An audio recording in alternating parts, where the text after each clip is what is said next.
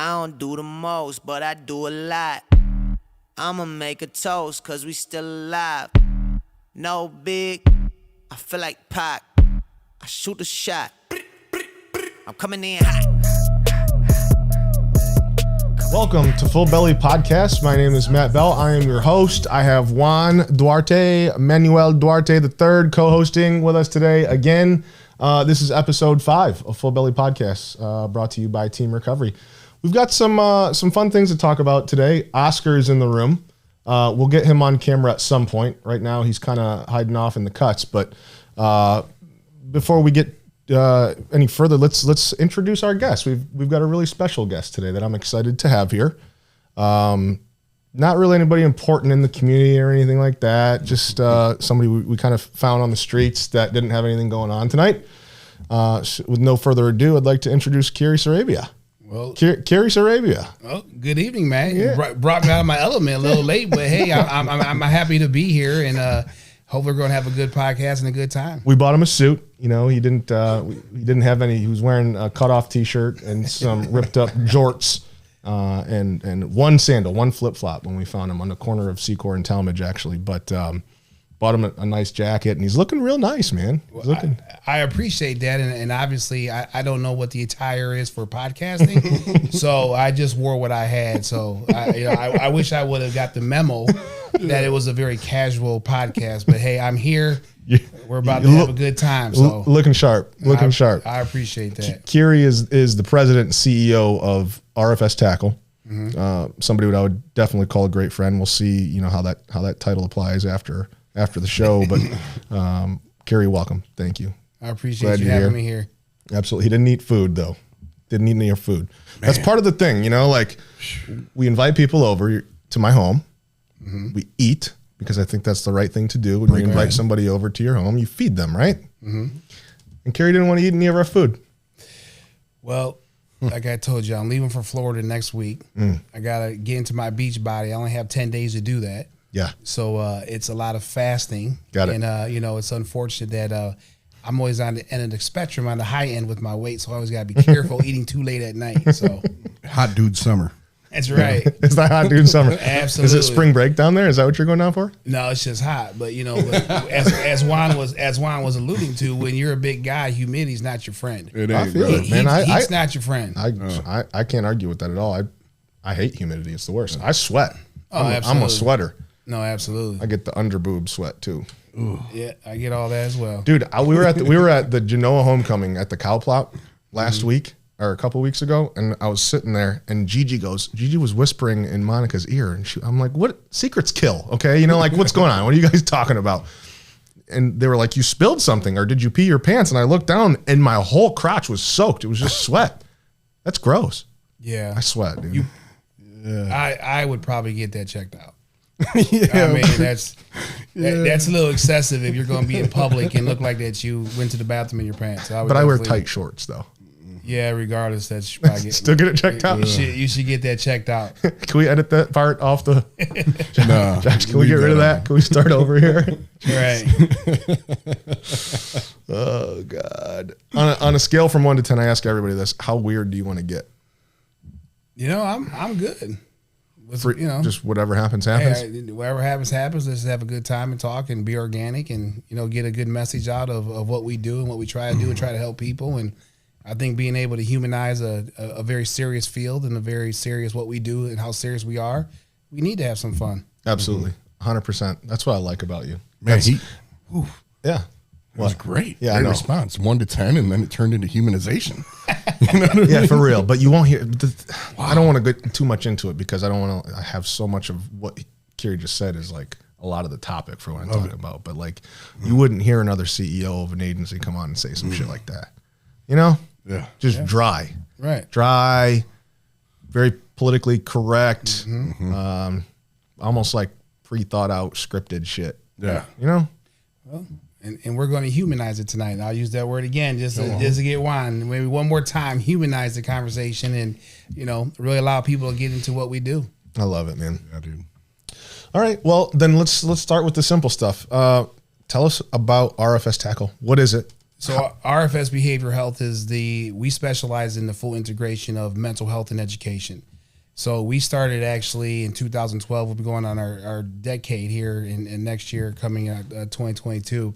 It's crazy. Which we're really excited about. So currently we're the most utilized clinical school-based service program in Northwest Ohio, just not in Toledo. So we service 87 different schools, 15 different school districts here in this area. 87 schools. Wow. 87 schools. And here in this district or in this area, we're the largest provider with Hill Public Schools. We service 33 schools out of the 51. We service Sylvania City Schools, 4 of the Sylvania City Schools, a couple charter schools. We service every single school district in Defiance County. We go all the way up to the Hicksville border. We Fulton County, Henry County, Swanton, Delta, Fayette. We have great partnerships with our school districts. Obviously, there was a huge need that had been identified years ago. And I guess I like to give myself a little bit of credit. I kind of pioneered school-based services as where was the need at? You know, obviously graduating from Woodward High School, growing up in the North End, I was an ex-football player, and all that kind of good stuff was when I got clean, which we'll talk about that later on. But when I got clean, I got into the field, and one of the things that I realized was, like, why do we have such a lack of participation with our schools and education and extracurricular activities, football, whatever it may be, band, you know. When I was doing the research and reaching out to different principals and coaches, they're like, well, because of suspension rates, expulsions, kids not coming to school, the environmental, generational issues that they suffer, addiction, gangs, and all this kind of stuff. And I was like, wow, I really need to figure out how I can create a mental health program, behavioral health program that's going to address these issues and be able to get kids back involved, because I'm a huge proponent of extracurricular activities. Yeah, I don't ever believe that mental health or even addiction services is standalone. I just don't believe that. I think that we have to wrap our clients around multiple layers of support to be able for them to be successful. And even from what you guys do with what you guys are doing, it's the exact same approach. It's being innovative with your approaches. So I got into that. The more and more I got into it, it morphed into what we call school-based services now. So we actually have our therapists and our case managers actually working in the schools on a daily basis every single day. And what that really allows to do, Matt and Juan, is that it just creates real-time intervention. Yeah. And then when there's the decrease of barriers to mental health, we open up the avenues per se 100%, because there's no appointments. The medical model does not exist with RFS Behavioral Health. It's real-time intervention, easy access. A family, if a parent was really struggling with mental health issues and they walked into the school where their child is going with, we can get that client signed up and assessed that same day and have services started with 48 hours. So obviously a lot of people don't realize is that, you know, with the common issues that our families face, and when I say our families, it's just here, but also even our rural counties, it's transportation. And we just take things for granted, like, you know, everyone has a car, everyone has bus routes. The rural counties don't have bus routes. They don't have taxi cabs. They don't have Ubers. It's true. Right? So we created a program that was going to put behavioral health on site where they're at, which is going to decrease all barriers. Right? And then, with the times that we're going with today and all the issues that families face and single mothers and so forth, you know, creating that access, but, you know, decreasing the pressure off of parents. That was one of our number one goals, was because, you know, to be honest with you, if I asked a family member and said, hey, where does mental health sit on your top 10 priorities as a struggling single mother or struggling family, or all the issues that come with our families, it probably wouldn't even make the top 10. That's just real talk, right? So we created a program that was going to do that, but most importantly, make sure our kids are graduating, make sure our kids are being promoted, make sure they're being educated, you know, in the old proverbial, make sure that we're trying to stop that, you know, pipeline to prison, because if kids ain't graduating, it's rough. Yeah. It's rough. Setting themselves up for failure. Absolutely. And to go into the system. Absolutely. It's pretty incredible. So, you know, just hearing that, we hear all the time trying to meet people where they're at, right? Yeah. Like meet people where they're at. And I don't think any agency really, I mean, we all try to do it as much as we possibly can, but when you talk about that population of kids, essentially, young adults, they're at home or they're at school. And you can't just go into someone's home. I mean, you can, but the chances are it's probably harder to do that. So, I mean, just the the ingenuity and the creativity of saying, I'm going to create a program and a whole organization that truly goes where they're at. I mean, kudos to you for doing that. And I know that you came from a different space. You were working in the addiction space. We'll talk about that a little bit too, but tell me how much of what you saw, and I don't know if this has anything to do with it or not, but I have a feeling that you seeing everything that happened in the addiction space, it's like, how do we be more creative and more proactive to the problem that happens with what you were doing before as adults, treating them for addiction, detox, outpatient, all this stuff, inpatient. Maybe we can deal with them while they're young adults and adolescents and work on that stuff, all that stuff that happens. Because it's hard being a kid, dude, in our world today especially. It's hard to be a young person in our world. Work on some stuff now, and maybe they won't need treatment when they're older. Did that have anything to do with why you did what you did? Hands down. Absolutely 100% positive, because the one thing that I learned, even through going through my addiction and everything else I went through, was that when I first started with the addiction back in the day, there wasn't current diagnosis. You was in SUD or you was in mental health. That they weren't meshed at that point yet, right? So the issue is that what we've created here with RFS and our program and our service model is the exact same what we did with the addiction. I was always a firm believer when I got into recovery. I was that guy, right? I was the pain in the ass, just to be, for lack of better words. I was that guy that came in there and said, I know how to do this, and and they would say, you need to go to meetings. I'm like, yeah, meetings ain't for me. They'd say, you need to, get spirituality. Like, no, spirituality is not for me, right? I always had a reason to why I wasn't doing anything, right? Yeah. So, so one of the things that when I started getting into the SUD, my focus was helping people find their passions, because I believe in it. I believe that, the 12-step, big book, whatever you want to use, or modalities, it's not for everybody. Right. And as being an ex-football player and ex-athlete, like, I love working out. Like, I love being in the gym. I had to get back to my roots. I had to get surrounded back around football players. I had to get surrounded back with getting back and coaching kids and all that kind of stuff. That all helped me taking bits and pieces out of, the big book, the 12 steps, so forth and so forth, NAAA, Cocaine Anonymous. I mean, all that took bits and pieces about it. So I always looked at recovery as for what football coaches do, right? Is that football coaches that, they take bits and pieces out of other people's playbooks and put it into their own. Yeah. You don't steal someone's game plan, because it's not your game plan. It might not work for you, but you take bits and pieces out of it.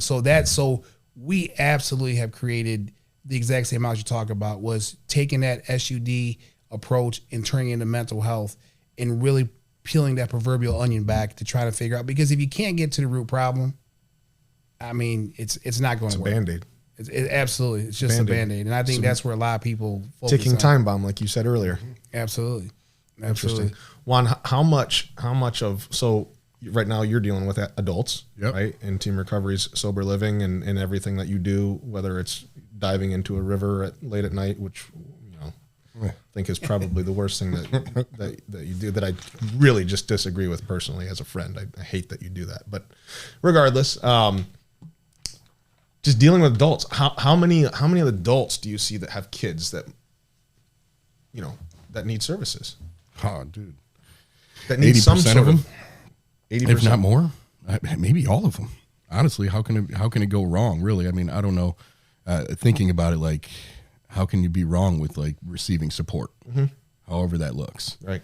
So I mean, my own child, like, support my child for sure. However that looks, if addressing emotional, mental health, however that looks, I support that for my son. Right. I want that for my son, no matter how it looks.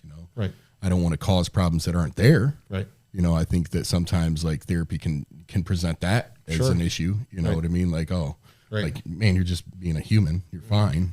You're sad. Right. We don't need. That's okay. It doesn't mean you're depressed. Right. But overall, like, I look at it, and it's really hard, because, the industry that we're in, the field that we're in, people, step away from their circumstances to address why they ended up here in the first place, so they never have to get back to where they were. And a lot of times that means stepping away from, parenting hands-on, full-time, being there, whatever that looks like, which can cause a lot of issues for the parent themselves and for the kid and the rest of the family.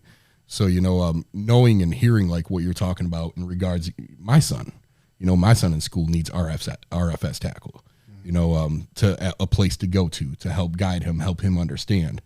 But also like on our end, I think about it and it's like, I know that I hear that a lot. People, when they step away, they don't know how to deal with the shame that they're feeling from what they've done to get them there in the first place. Or just even like, I'm getting better, but I still don't know if I'm ready to be a parent time yet. You know what I mean? That's a real conversation that needs to be had. Right. Like, where you want to be versus where you are two separate things. Like, let's just get honest about it and figure out what's in the way so we can get you to where you want to be and where you need to be. So that's super interesting, and I've never thought about that before. It's hard enough for an adult with an addiction or mental health diagnosis or an undiagnosed issue that is happening to say, I have a problem and I need help. But then to say, I've messed up my life so much that I've also affected my kids' life and they need help. Like, dude, I'm guessing that probably happens all the time. Like, people do you see that, Keary? Like, so you guys are at the schools seeing them, but do you guys see people just calling and saying, I need counseling for my 16-year-old son or daughter or whatever it might be? I mean, that's a tough thing for a parent sometimes, for whether it's right or wrong. It's a stigma of saying, oh, my son has a diagnosis, it's a moral thing. That's what everybody thinks. Right. But it's a tough thing to say, you know what, we can't handle this at home. Like, this isn't working. We gotta seek professional help.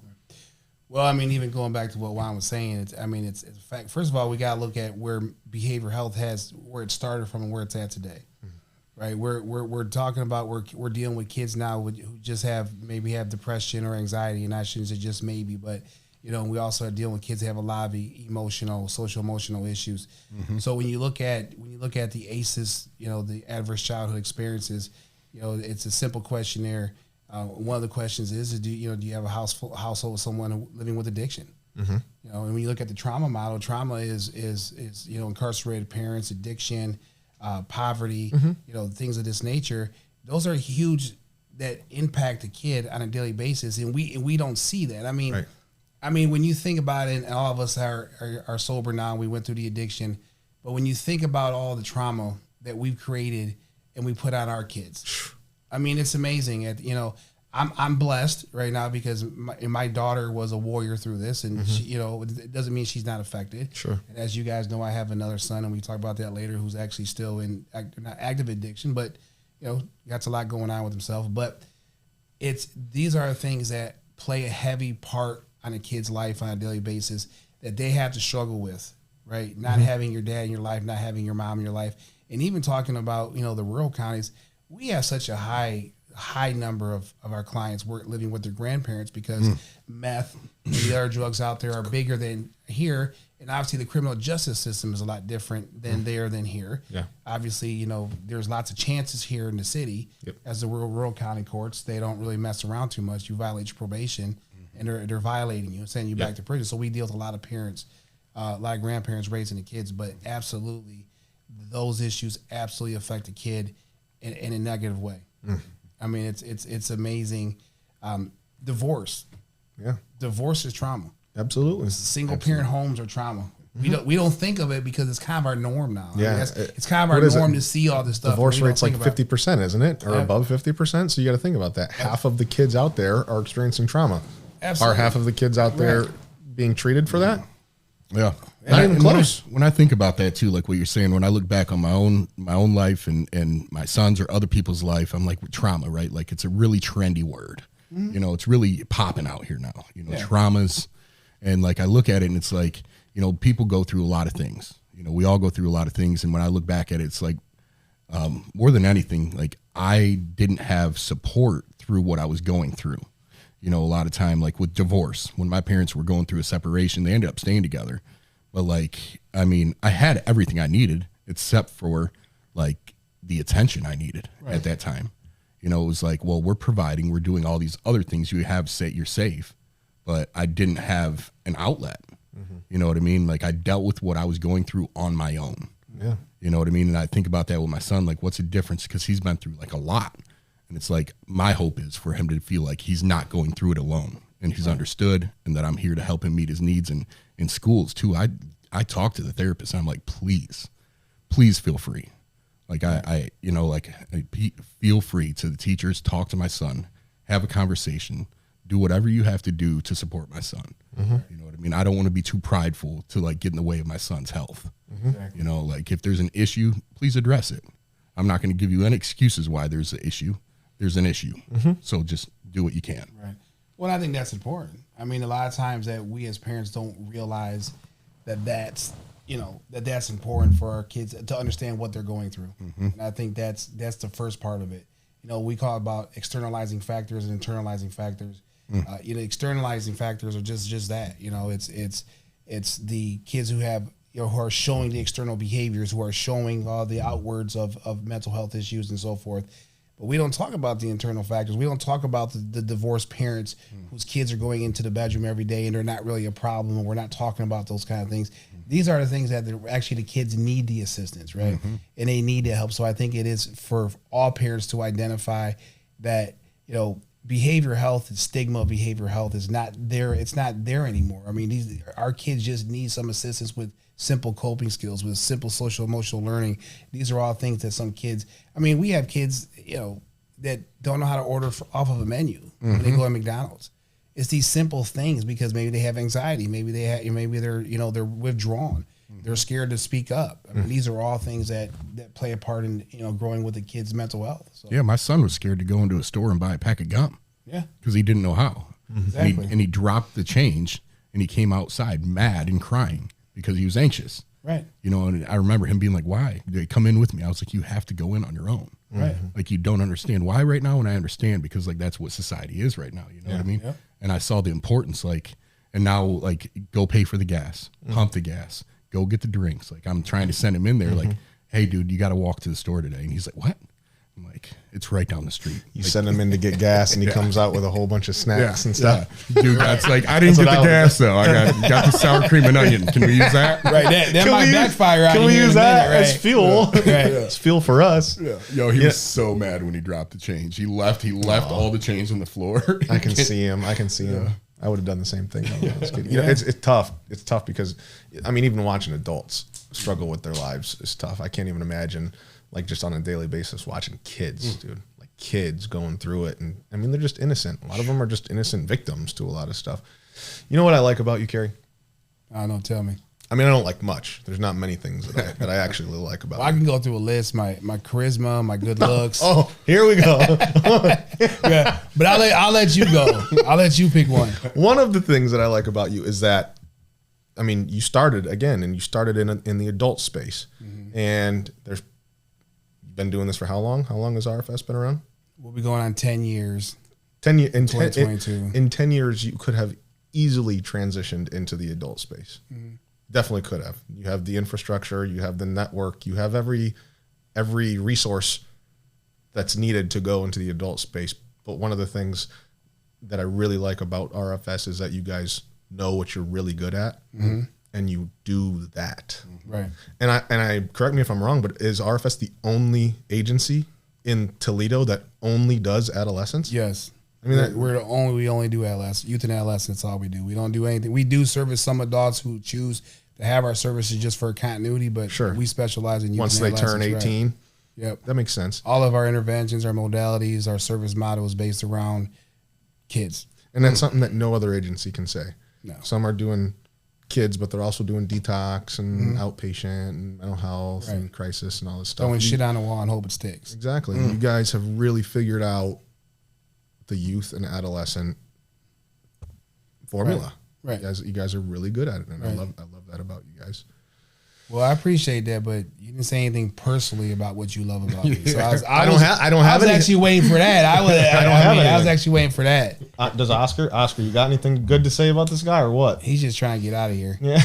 He's still staring at that door, waiting for that, trying to wait that door to open up. Oscar, say it. Say something. Say something now. Forever hold your peace. What do you like about this guy? It ain't shit. That's exactly what I thought. Unanimous, right? Unanimous. He won't even look at you, dude. Look, he won't even completely turn his back, like utter disrespect. Exactly. Right. God. Keary's killed people for less. Right. So the Full Belly podcast, the reason that we named it Full Belly Podcast is I'm gonna let Juan explain it. Juan explains it much better than I do. Yeah, full belly, man. Based off of the brains of the body, you know, the head space, the head belly, the heart belly, and the belly, the food belly. You know what I mean? So what fills you up? What makes you come alive in life? You know, what part? You know, and they're all connected. Yeah, they're all connected. You got to align them. You know, one of them's off. You know, it can throw your whole system off. You know, if I'm not right mentally, you know, my heart might be off. Then I'm not eating right. If my gut's off, it can throw my mental health off too. Everything. You know, they get. Like the goal is to align and have all of them connected, so we're operating, you know, at our fullest, best potential. You know? So what is it? What do you do? So we're gonna go through each one. What do you do to feed your brain? How do you sharpen that tool? Because you have to use it. It has to. A lot of reading, but a lot of introspection. I mean, to me, that's one thing. That's one thing I've always loved about recovery, which I was able to transition that into being in my professional career and also developing into as a CEO was introspection. And I preach that all the time is that the one thing about recovery is it talks about, it puts the focus on you. See, way too often in life with people is they want to point the finger at somebody. They want to, you know, and obviously all of us in this room have done it. Yeah. I blamed everyone and their brother for my addiction problems, to why I got arrested 18 times and all this other kind of stuff of this nature, and why you know, I'm broke and I don't have this and I don't have that. I point the finger at everyone, but recovery taught me you're the problem. You know, and I always say when you look in the mirror every morning, I was going to cuss, but that's the person out to get you every day, right? The person in the mirror that's the motherfucker out to get you every single day. You out to get you every day. You don't need nobody else. You don't need nobody else because you're going to get you no matter what. Yep. Right. And until you can understand that, it's never going to work. Right. So to me is daily reflection, introspection to see what my words, my actions, and my thoughts and what I can do better. It's not uncommon at all for someone in my leadership to come to me and propose an idea or to bring me an issue, and I automatically say, no, I'm not dealing with this, I'm not doing that, blah, blah, blah. But then when I go home and I have time to think about it, then I'll call them up and say, hey, you know what, let's try this. You know, I'll support this idea. You know, let's try to make this work. But a lot of introspection, a lot of walking, you know, listening to music. I love working out. I love swimming. I love not where he swims. I like cement pools. I like cement pools where there's no fish and all that kind of stuff. So not Lake Erie's and the oceans, all that kind of stuff. You know, I like just, you know, laying out. I love to travel. Yeah. Love to go to restaurants. Love to have good conversation with friends. So that's really what I do to focus. Stay around family. Keep your circles close. Right. Absolutely. Keep your circles close. Absolutely. It's fun. Did you notice how when you were talking, I was like, did you see me? Dude, I swear I had deja vu of you giving group back in Compass. When you said you don't need anybody else, you'll do it to yourself. I swear to God, you said that back in like I don't know, 15 years ago. Yeah. And you will. And I remember that. That's you know, I learned a long time ago when even we were talking about Keith Bell over from Compass, and he was great guy. He was like one of my first, you know, professional mentors over at Compass and taught me a lot. But you know, I remember, you know, when I got into the field, I think so many of us, because we're recovering addicts. Like, I'm an ex-felon. I'm an ex-drug dealer. I'm from the streets. I got this shit. I know what's going on. I don't need all this, right? And I brought that arrogance into my first job, right? Like, I know what people need. And I remember him telling me a long time ago, and he just said, you know, you're not unique. He just said, shut the fuck up and listen to people who've been there before you. Right? Spoken just like those words have resonated in my mind ever since he told me that. And he literally told me, like, every time I give you a suggestion, you have something to say. That's what he always said. Every time I tell you something, yeah, but, well, I don't know about this. I do it this way. And he just looked at me how he looked at you and how he bent over and pulled his chair up to you and said, why don't you just shut the fuck up and listen to what I'm telling you? Because there's people have been there before you. Yeah. And those words have resonated in my mind ever since, because it's true. Yeah. Like, regardless of what you do for a living, if you're a CEO, if you're a manager, if you're leadership, if you're whatever you do, And I tell my daughter the same thing. There's people who've been there before you. So when people say, I know, no, you don't know. Because you've never done it before. So how can you know? So I always try to tell people, listen to people who've been there before you. Yeah. Because at the end of the day, it's like, we're not unique. I mean, let's just be honest. Now, we're fortunate. We worked really hard to get where we're at with you as CEO and my CEO and Juan, working and being, recovering and doing great things he does in the community. But we're not unique. Right. We're not the first people that got sober and actually got a job and actually doing well. Right. Like this, we're not fucking unique. Right. But that's just it's just crazy how that works out. Go ahead. I was going to say something, but go ahead. Just mentorship, man. It's just so important. I don't know. For me, I was so desperate. And it was so clear how fucked up I was. Like how much I didn't have a clue. Like I didn't come in here with a ton of arrogance. I came in here with a ton of gratitude. Yeah. But I was like, I don't know for the most part. I mean, some things happened where it was messed up, but like once it got to that point where it was like very clear to how much I just don't know, I was like, I really don't know. So who's showing me? Right. You know what I mean? Like, and that has been everything for me. My emotions, my mental and my emotional state well-being was always an issue. So I went to people that knew how to handle their mental space and their emotional space. Right. I didn't focus on anything aside from that because I knew how big of a liability I was emotionally, and mentally. It was like, man, I can get anything I want out here, but if I can't handle my emotions and my mental space, like it's going to go away. For sure. So for years, it was just like, yo, teach me how. Show me how. What kind of pathway do I need to be able to be in the fire and not respond or react in a way that's going to blow my life up? But how long did it take you to actually accept that mindset? It was progressive. I think it happened. There was the moment when, like, for me, I had all three women pregnant at once. Was like a very clear sign. Like I got sober. We were all kicking it. We were doing really well. I thought I had things figured out with the group of friends. He was out there swimming. Yeah, I was out there. He was out there swimming. Swimming a lot. He was in the lake. Swimming a lot. Right. That was the thing where I was like, oh man, dude, like I really don't know what I'm doing with my life. I'm having a good time in life, but I'm not getting anywhere. So I think it was not only that, but you're bringing other people into a precarious situation. I was hurting tons of people, so many people, and possibly I should say. And so it like was really like very clear at that point, like that I was like, man, I need help. Like me doing this on my own, is clearly getting me here. My personal philosophy doesn't mean shit. Sure. Like somebody teach me how to apply some like goodness into my life. How to grow up. Yeah. How to grow up. So great, all great stuff, and I think that. I don't know if you can relate to this, but that's a great segue into the next part of the heart. How do you keep this full? Because we're so immature when we get clean and sober. Like we're fucking kids, dude. Like we're not doing the right thing, dude. Most of us, I should say. I know I was, and I wasn't focused. I was focused on like getting a pair of Jordans instead of getting out of fucking Zeph Recovery House. You know what I mean? Like just completely backwards thinking.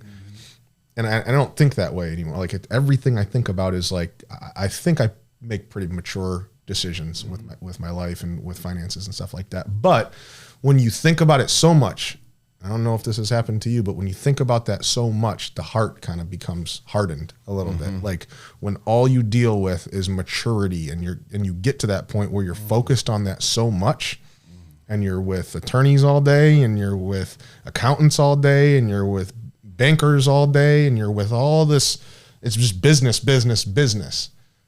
How do you make sure that this doesn't just become too hard? What do you do to keep your heart full? I talk about that all the time with my daughter, and it's about, when I first started this organization and as we grew, I mean, we're now serving 3,000 clients a year. We have 160 employees. We're, talking about all the schools that we're in. It's amazing. And like you said, when I started this, it was never my intention to actually stop working with kids. I mean, I wanted to create something where I was still, working with kids, and that's where my passion is. But then obviously it grew into the business. And then like what you mentioned about, you're with attorneys, you're dealing with strategic planning, performance improvement, SWOT analysis, you carve the standards and all this kind of stuff, legal, finance, and so forth and so forth. And it really, it hurts your soul. It does. It really does because you see ugly. Because you see the ugly, you see the ugly side of it. Yes. You absolutely see the ugly side of it, and you deal with all the shit. And there's a lot of shit. And so for me, one of the things that I'm going to focus on this year is that going back into the schools when I'm able to get out the office is that's going to be one of the things that I'm focused on is getting into schools. Because when I get into the schools and I get to talk to my principals and I get those relationships that I built and I get to see how the kids are impacted and I get to see the change. Because the one thing I absolutely love is I'll cuss. I absolutely fucking love seeing our kids be empowered. I love seeing our kids be successful. I love seeing our demographics and our population being able to overcome their obstacles and being able to be successful. We have so many successful stories of kids who have turned it around, who are doing well and are being able to survive and function within the environment that they're in. Because I always tell people all the time, we're all fucked up. That's just a fact. We're all fucked up. So it's how are we going to manage our fucked upness? Right? That's how are we going to manage our fucking... See, and that's what separates us now to the others. Because we've actually learned how to handle our fucked upness. Right? Because we all have character defects. And again, going back to 12, I love the character defects. And I talk about that with our staff and our leadership. You got to focus on your... If you can't manage others if you can't manage yourself. Of course. Hands down, right? Of course. But I just love going back into schools, and that's really helps me because it sucks your soul out. And you know, my daughter is working with us as a director of community outreach and community liaison. She's doing fabulous work. But she's young, so she's starting to see a lot of it. And she's like, Dad, how can you do this stuff? And I'm like, you gotta learn to separate it because. So I know you know Mr. Perrin. Mr. Perrin was one of my mentors as well, and I remember he gave me my first job in supervision years ago when I was running Renewed Minds Synergy program back when they had the addiction for adolescents. And I was a working supervisor and, I was going through stuff and getting people, trying to get people to do what they're supposed to do. And something wasn't done. And I'm like, is this person messing with me? Are they just not doing what I'm telling them to do? And then he finally told me, he said, you have to understand something, right? Is that, first of all, not everybody's going to work like you. It's number one. Number two is not everyone's going to care as much as you do about something. And then number three is that when you allow that ball of cancer, that little golf ball of cancer to start festering in your stomach, it poisons the soul. Because I would go home angry at night. It messes with you. I go home angry at night. Like, man, I can't believe this. And I'd wake up and I'd just be waiting to go back to work to try to figure it out. And I got to the point is that I've realized for my soul and my mental health and my peace of mind is that there's going to be another issue tomorrow and the next day and the next day. So there's no reason for me to carry that home any day. So when I go home, I just tune it out. Takes practice though. It does. It does take a lot. It took me years to get there. It took me years to get there. It's not that you don't care. It's just like I said, you already know there's going to be another problem tomorrow. Sure. Right. And you are right. It start to prioritize things. It's hard. It is. It's hard, especially when I would like to say this, and this is not a knock on anybody or any organization, but the thing about it is that, people like you and I, like, we started something. Like, this was something that we care about and we're passionate about and everything else. And it kind of sucks on the other aspect too, because it cuts both ways. And when I say it cuts both ways is that when people want to make a negative comment about me or my past, how can someone like me be a CEO of RFS Behavior Health? How can someone like me, work with kids? How can someone like you be in your position? It cuts because, it's personal. Sure. Like we work hard to get to where we're at, so it's personal. It's in the past. It's a lot. It's a lot. It's a lot. But again, like you said, you have to find your ways to be able to cope with all this kind of stuff. It is a lot. I think just getting in there, getting back in the schools and stuff, that's what I've tried to do too, not with the schools, but just like it's something about going back into the centers, to the treatment centers for us, or just like going to the team recovery Friday meetings that we have with the clients over at our sober living houses, just being with the clients instead of being with a bunch of just pretentious dickhead, bankers and attorneys and shit. Like, it's just different, man. It's just, you feel like it was in the beginning. Yeah. Like where all the passion and the drive came from. Like, it just reminds you why you're doing this. Oh, absolutely. So I can definitely see that. That's and for you guys, like, you guys are there, right? And I'm here. Like, where you guys are like, man, I need to get there. Like, I spent all my time there. Yeah. You know what I mean? Like, that's where I'm at. Yeah. You know what I mean? And so, like, I'm a constant, like with you, I'm like, hey, Matt, I need to know this. Yeah. I'm trying to learn from you. You know what I mean? Right. I'm trying to come in. Like, I know that I can't stay here too long because that can be a liability too. For sure. Right. But you know what, dude? I'm so grateful. Again, it's just like one of those things where you know what you're good at. I couldn't do what you do. Yeah. I really couldn't. I can't do it, dude. I can't.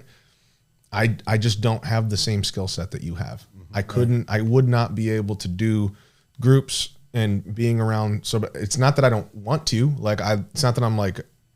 I don't think it's a bad thing. I know that I would not be good at that. Yeah. Right. You know. And I thought of that when you said, like doing what you're good at, like immediately, like, yo, what I'm good at is that. Like, this is what I am good at. Yeah. But like, obviously I want to grow and like build my, whatever I can be good at. For sure. Out, you know what I mean? But this is where like, this is where I'm at. And this is what I do.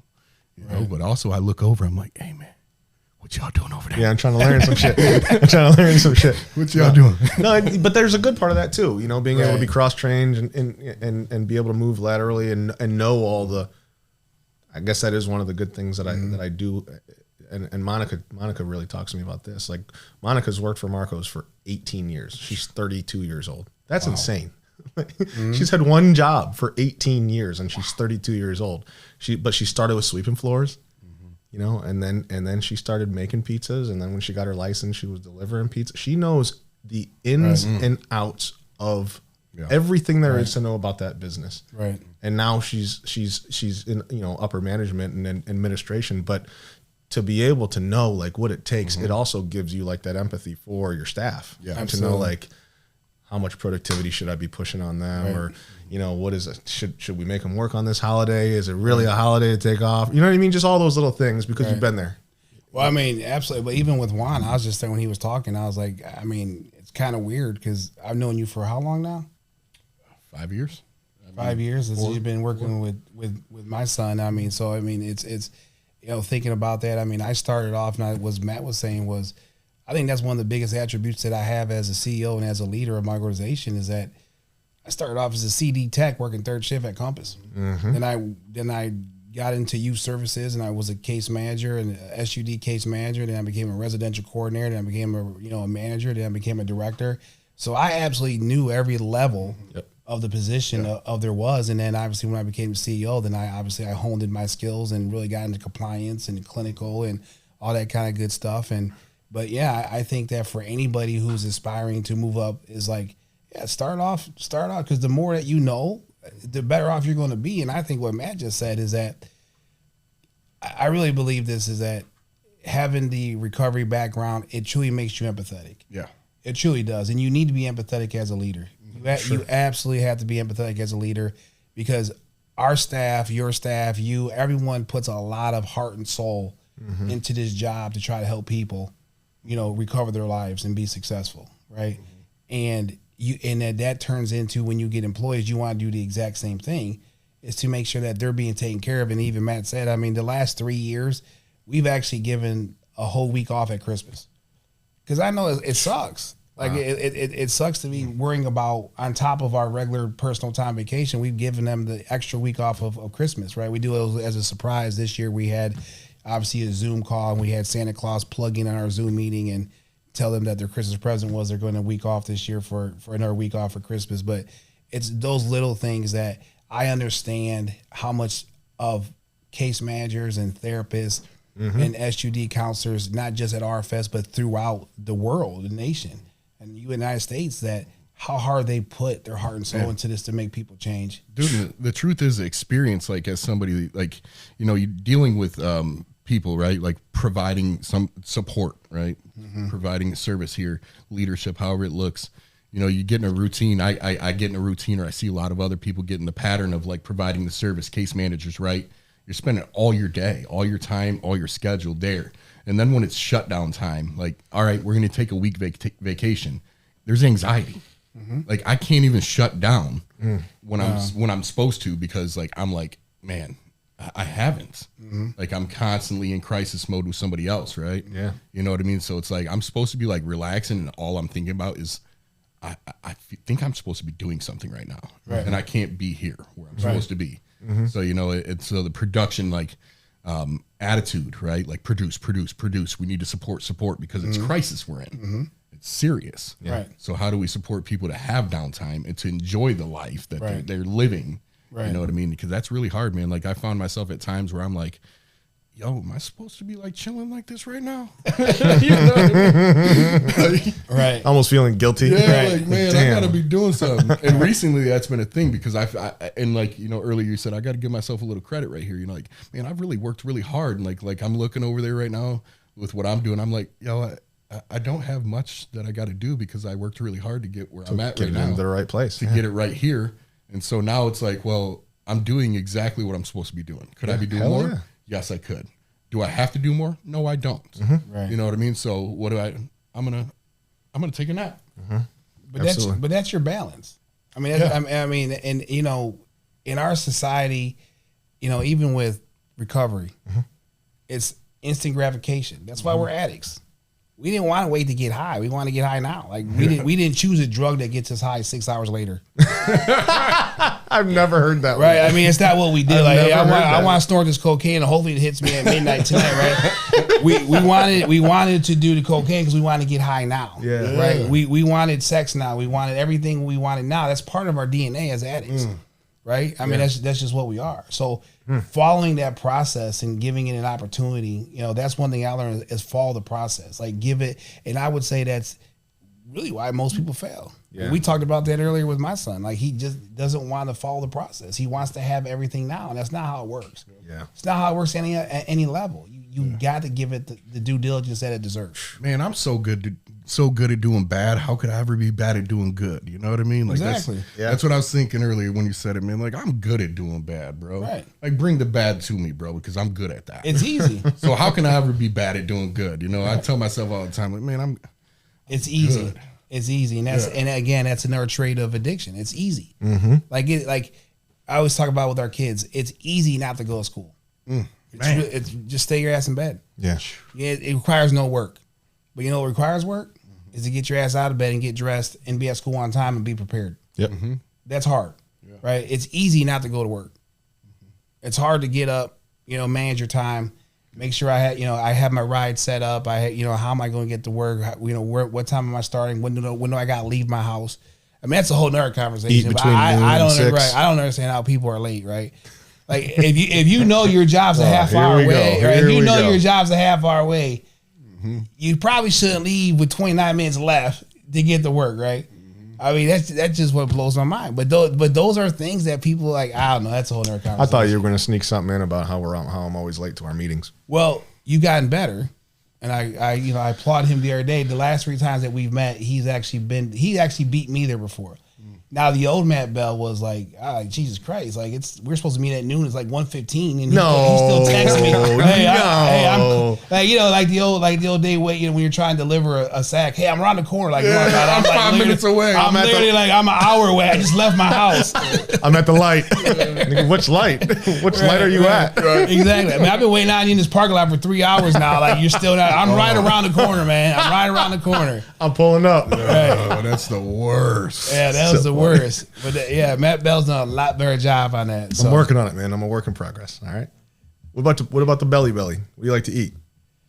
What do you? Unfortunately, everything and anything, man. But I'm a boring dude, man. Really, I'm just a plain old eater. I mean, I pretty much eat the same foods every day.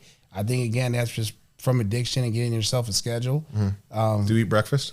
No, Do you eat lunch? I do. What do you normally eat for lunch? Acai super fruit with some granola. Some like fruity, healthy. Something small, and then for dinner I do basically. This is crazy. I'm gonna say this because I actually know Monday, Tuesdays I eat grilled chicken. Wow, you have it down to the day? On 35 calorie bread with lettuce, onion, and tomato, and then I have sliced tomatoes. On Wednesday I have a 4-ounce hamburger patty. Then Thursday, It has to be 4 ounces.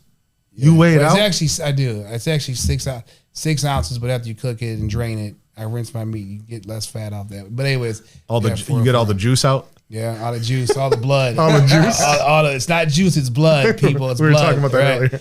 But then You Friday, cook all the juices off. Yeah, Friday I just eat something small, and then Saturday's my cheat day, and it's kind of crazy because I eat the same things. But again, it goes back to no matter just because we're sober, we don't stop being addicts. Mm-hmm. Yeah. That's just a fact. Yeah. Like every one of us, we just replace something instead of drugs. Sure. Because I'm OCD. I gotta have things my way. Mm-hmm. I shouldn't say my way, but I gotta have things structured in a way. And when shit doesn't go my way, I get upset. Mm-hmm. I do. Mm-hmm. Like I get upset. Like God damn it! Like if something's out of place, I get upset. If something's not where I think it's supposed to be, I get upset. Mm-hmm. So I just have to structure my time, and I think we've all learned this through recovery. Is idle time is the devil's time. Mm-hmm. Idle time is nobody's friend. I don't. You know what I mean? If you can, if the pandemic exposed that, right? Sure. I mean, at home every day, and then you got that junk food drawer, right? Or that junk cabinet with Doritos and Tostitos and all that kind of stuff, and you just get up every day and go to it. Absolutely. Right? Big time. But being structured helps with all that. But yeah, I pretty much eat the same things every day. I'm not a crazy eater. I don't do sushi.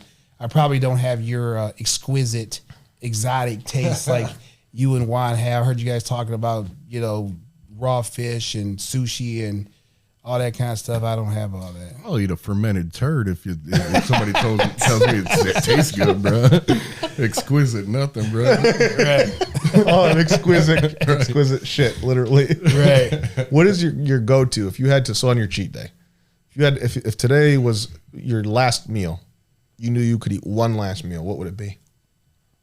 Man, you put me on a spot here because I'm just like a hamburger guy, but I'd have to probably go with carne asada torta or From Lucha Libre? Oh yeah, or tostadas. Oh my God. So I can eat the hell out of Lucha tostadas. Libre. Oh, Pete's. Dude, Yeah. I remember that we had lunch there at one time, and you ordered for everybody because I didn't know. We went back for dinner that night. Did I tell you? No, oh yeah, because I texted you. You did text me, yeah. Because I was like, "Yo, what was that thing?" We just went there the other day and we had a lunch. No, that torta is amazing. People don't realize what a Mexican sandwich can do to you. they don't realize that. They don't know. No, they don't know what a Mexican know. sandwich can do to you. But by far, Lucha Libre is probably one of the best places I've ate in Toledo. That place is really, really good, and the whole inside is really cool too. Yeah, it is a cool place. Carved out freaking wrestlers. Yeah, dude. All those wrestlers. Remember his fingers? He had the crazy fingers, ripping his eyeballs out. They did a good job at that restaurant. They really did. They really did. And what is it? I've never had a torta anywhere else. I've never seen it like on a menu anywhere else. Am I just missing it? Not here in Toledo. If you go to Mexican Town, Detroit, really, they have that, but not a lot of places have it here. That place is scary. Yeah. Mexican Town, Detroit. I got a flat tire there one time. Shit was scary. Should change and ate some tacos. I should have. I don't know, dude. I don't know. Just scary, bro. For real. I was like, I need to get out of here. AAA took like an hour and a half. No, it's not a good part. I can tell you that. Not a good part. Tell me one fun fact about you. Man, fun fact. So describe what fun fact. I'm really trying to think. I'm like a boring ass dude. So I'm trying to think fun fact. Tell the listeners and viewers something that they would never guess about you that not many people know. I love music, but I love the 50s and 60s. Really? What do you mean? Like music? 50s and 60s music? Yeah. Really? Yeah. Why? I don't know. Just from like growing up, Just like a nostalgic. something that my dad listened to, but it's just like it's kind of weird because my daughter's a huge into music and does all her music thing, and I as I got older, I realized how much I love music. I mean, I just love all types of music, but I'm on this 50s, 60s kick right now, and I just really realized how much I love the 50s and 60s. I think it's because it's the instruments, it's the real singing. Yeah. It's not the shit that we have now. Right. Now I'm sounding old, right? Now I'm sounding like... I hear you. It's not this shit now where they just, make their music off of a computer. I mean, they're using real instruments. They're singing and, the saxophones and the trumpets and all that kind of stuff. It's just different. It is different. It's just different, It's just when you hear it, I don't know. Yeah, it is something else. Yeah. It's definitely something else. So do you remember the first time, well, not the first time that we met. It sounds like some... So, do you remember the first time we met? Yeah, right. Remember the first time we looked into each other's eyes? Right. Do you remember that though? The first time, the first interaction that we had? I do. And I remember how you used to look when you used to walk by the window at Compass, you always look like you was up to something. He was. the little captain's quarters. Right. With the window, right. Yeah. I do remember. I was up to something. I was always up to something. Always up to something. Exactly. Because I would use there, 3 times?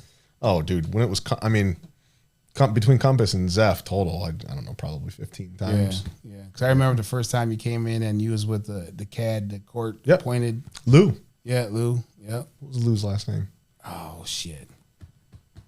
I can't. It'll come to me. Yeah. Lou was the shit though. I liked. He was a good guy too. They're a great guy. Really, really good guy. But yeah, I remember coming in and to Compass, court ordered, shoe print on my rear end.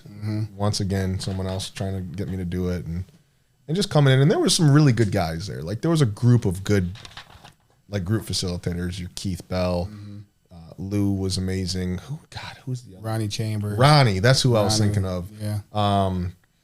Ron Spencer. Chester Taylor. God damn, you're naming all of them, dude. Just taking it right way back for real. And they all had like good things about their groups, really good things about their groups. But one of the things that I remembered specifically about you, and you were either second or third shift. So like, there was a ton of group stuff during the day. It was very structured.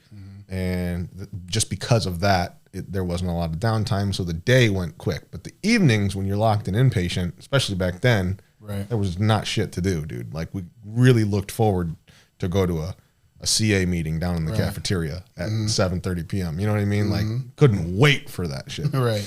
But you always made the evenings more fun. Like even whether it was sitting and watching a football game, you'd take us outside sometimes, and no other facilitators would want to do that. Just like go on a walk or go shoot a basketball in that 14-foot rim that Zeph had. You remember that shit? You remember that basketball hoop at Compass? Yeah, it was literally 14 feet tall, dude. Right, it was. And it was so hard to play the game, and it didn't have a net. Yeah. But like just going out there and like doing or throwing a football around or whatever, or just having a one-on-one conversations. I've had multiple one-on-one conversations with you, and I can say that Keary that I met back then compared to Keary now, the only thing that's changed is your title and your clothes. You know what I mean? Like you wear suits every day now. You wear suits every day. It doesn't matter where I see you wearing a suit.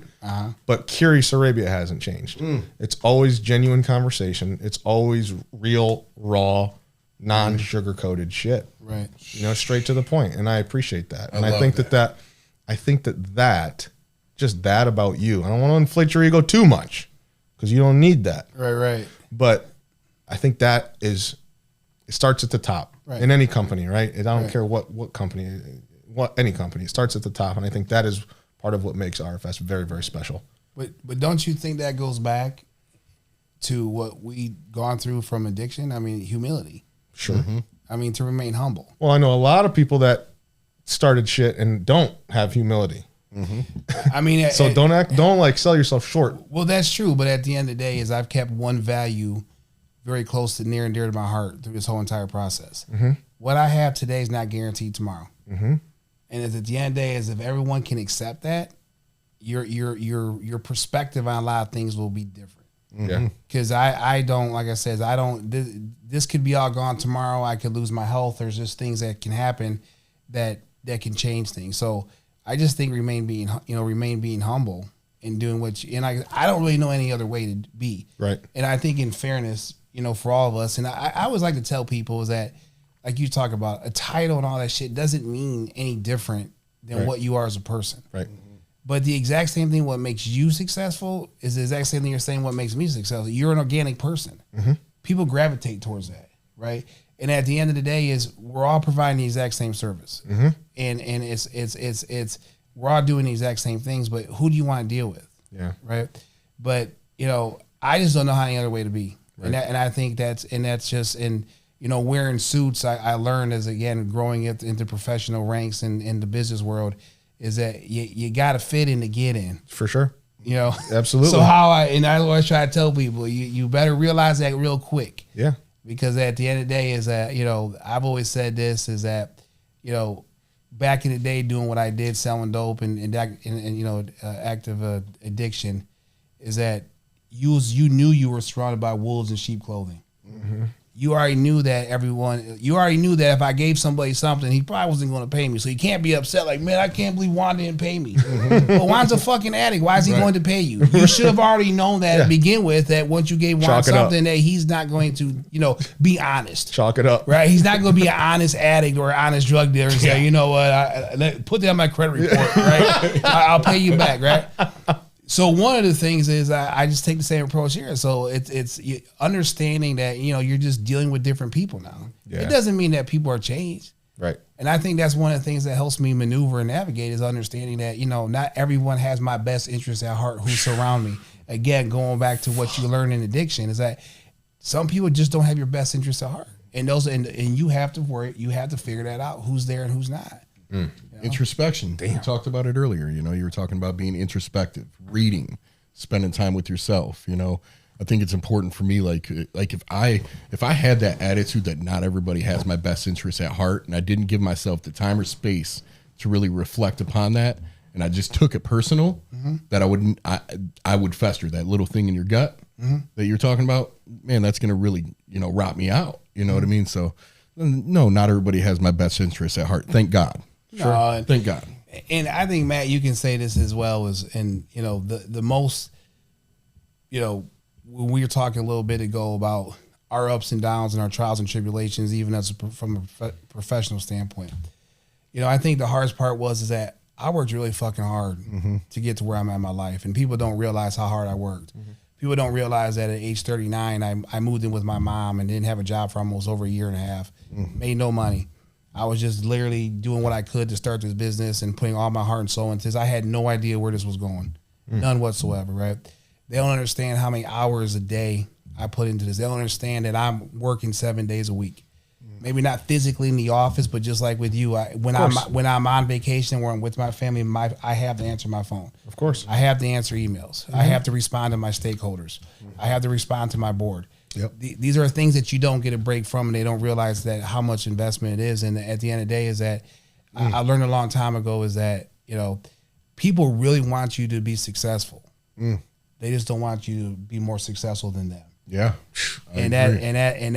That to me was one of the biggest lessons I've learned through my professional career, was because I was kind of upset about that, because that's not who I am as a person. I want everyone to be successful. Yeah. And at the end of the day, I'm not going to be upset at you because you surpassed me. Right. But at the end of the day, that's just a part of reality. That's just reality, man. It's like people want you to be successful. Like people wanted the Matt Bell to get recovery and be successful. But when you became CEO of Midwest and all the great things you've done with team recovery and how fast you've grown, the organizations here in Toledo, people say, whoa, wait a minute, motherfucker.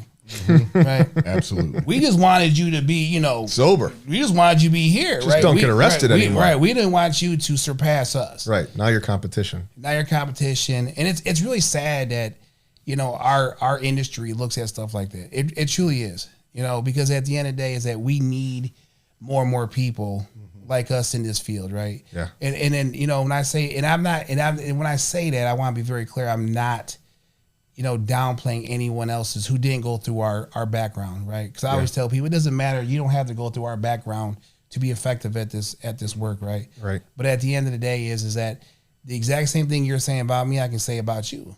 Is that, yes, when I was at Compass, I was trying to figure out ways to get people engaged, go outside, play basketball, do this, do that, watch football games, get people doing something different. But you've done the exact same thing at Midwest and Team Recovery. You're doing your Friday nights, you're doing different things, because at the end of the day is that people don't know how to have a different outlet. People don't know how to have fun. Besides the use of drugs, how successful are you going to be? Right. And I know you and I talked about this before, and when I did I think it was the FAD, I did a group of FAD for you a long time ago. Over at ProMedica? And I was talking about identity, and people really downplayed the identity part. Think about that for a minute. Think about who you were. Right now, my identity changed 3 times. I was a all Ohio football player. I was this, I was that. Then I was a drug dealer. Then I was a drug addict. Actually, 4 times, and now I'm a CEO. Right. So my identity changed. But think about people, like all of us in here can say one thing. When we got sober, we all said one thing: what the fuck am I going to do? Who am I going to hang out with? How am I going to have fun? Because everything that we did for fun associated drugs, alcohol, and partying. Yeah. And then I was scared. I was petrified. Like, who am I going to hang out with? What am I going to do? Right? For sure. And then your identity is that. And people don't realize that's hard. Really hard. That's hard to change. And then to accept the fact, like, yeah, you may have to do this on your own. Because the one thing we all know, and it's a true saying, is that you don't remove yourself from anyone's life once you get sober. That happens all by itself. Right? Because everyone who's still using around you would then just, well, I ain't hang out with Matt. He's sober. What, right. You know, why am I going to hang out with him for? Right. So identity is huge, man. It's just, it's a lot. It is tough. I think, you know, not getting names or anything like that, but we know someone very close to you, to us, that's going through that right now. That is like, has this identity of, I have to be this way. I gotta. Right. I can't let that down. I've committed to it. People know me as that. Right. I got the tattoos to show it. Right. You know, I've lived it. I got the criminal record to show it. Right. How can I just change it up now? Now I'm a fake. Now I'm a fraud, you know? Right. And I think that is a lot of, man, that's very, very, that's very true. It's finding a new identity. It's the sickness though. I think I told you, I think we had a laugh about it, but I mean, you know, and I had no problem disclosing that. I mean, the person we're talking about is my son who's, you know, going through a lot of issues, but I mean, it's kind of like, you know, I told him when he was getting in trouble in the county jail, I was like, so what you're trying to tell me is that you want to be the leader of the person in jail, so you can put that on your resume? when I was in the county, I was the leader, right? I mean, that's not a good title to have, right? Right. But that's people's sickness. Yeah. I mean, it's just what it is. Like, people can't let go of that identity. They can't change it because that's manifested through their mental illness to who they are, and they really believe that. The drugs don't kill you, the lifestyle will. Oh, absolutely. Says the old saying. Absolutely. Says the old saying. So you kind of talked about it a little bit. You talked about football a few times, drug dealing, being addicted to drugs, being incarcerated. Tell us that in a Cliff Notes version of that, how that all went down. I've had like a really interesting life, I guess. I mean, my dad died at age 14. I was into football. My dad had me in football my whole life, and I graduated from Woodward. I was Ohio All Lineman of the Year, All City Lineman of the Year, All District Lineman of the Year. Somehow or some way found my way into college, and, you know, came back, and after college, playing college football, I came back. And where'd you play at college? College of the Desert, and I spent a year at University of Toledo. Okay. So, and I screwed that up. I mean, I was junior college All-American. I had so many opportunities, but I was still, I mean, everything was just still, my trajectory of life shouldn't be a surprise to me because I was already fucking up at age 14. And obviously, you know, my dad passing away, it was just, you know, those were excuses and the building blocks of what I eventually became. And then came back here from California, and then literally within 1 week, I was selling drugs. I was holding heroin for somebody who's paying me to hold their heroin.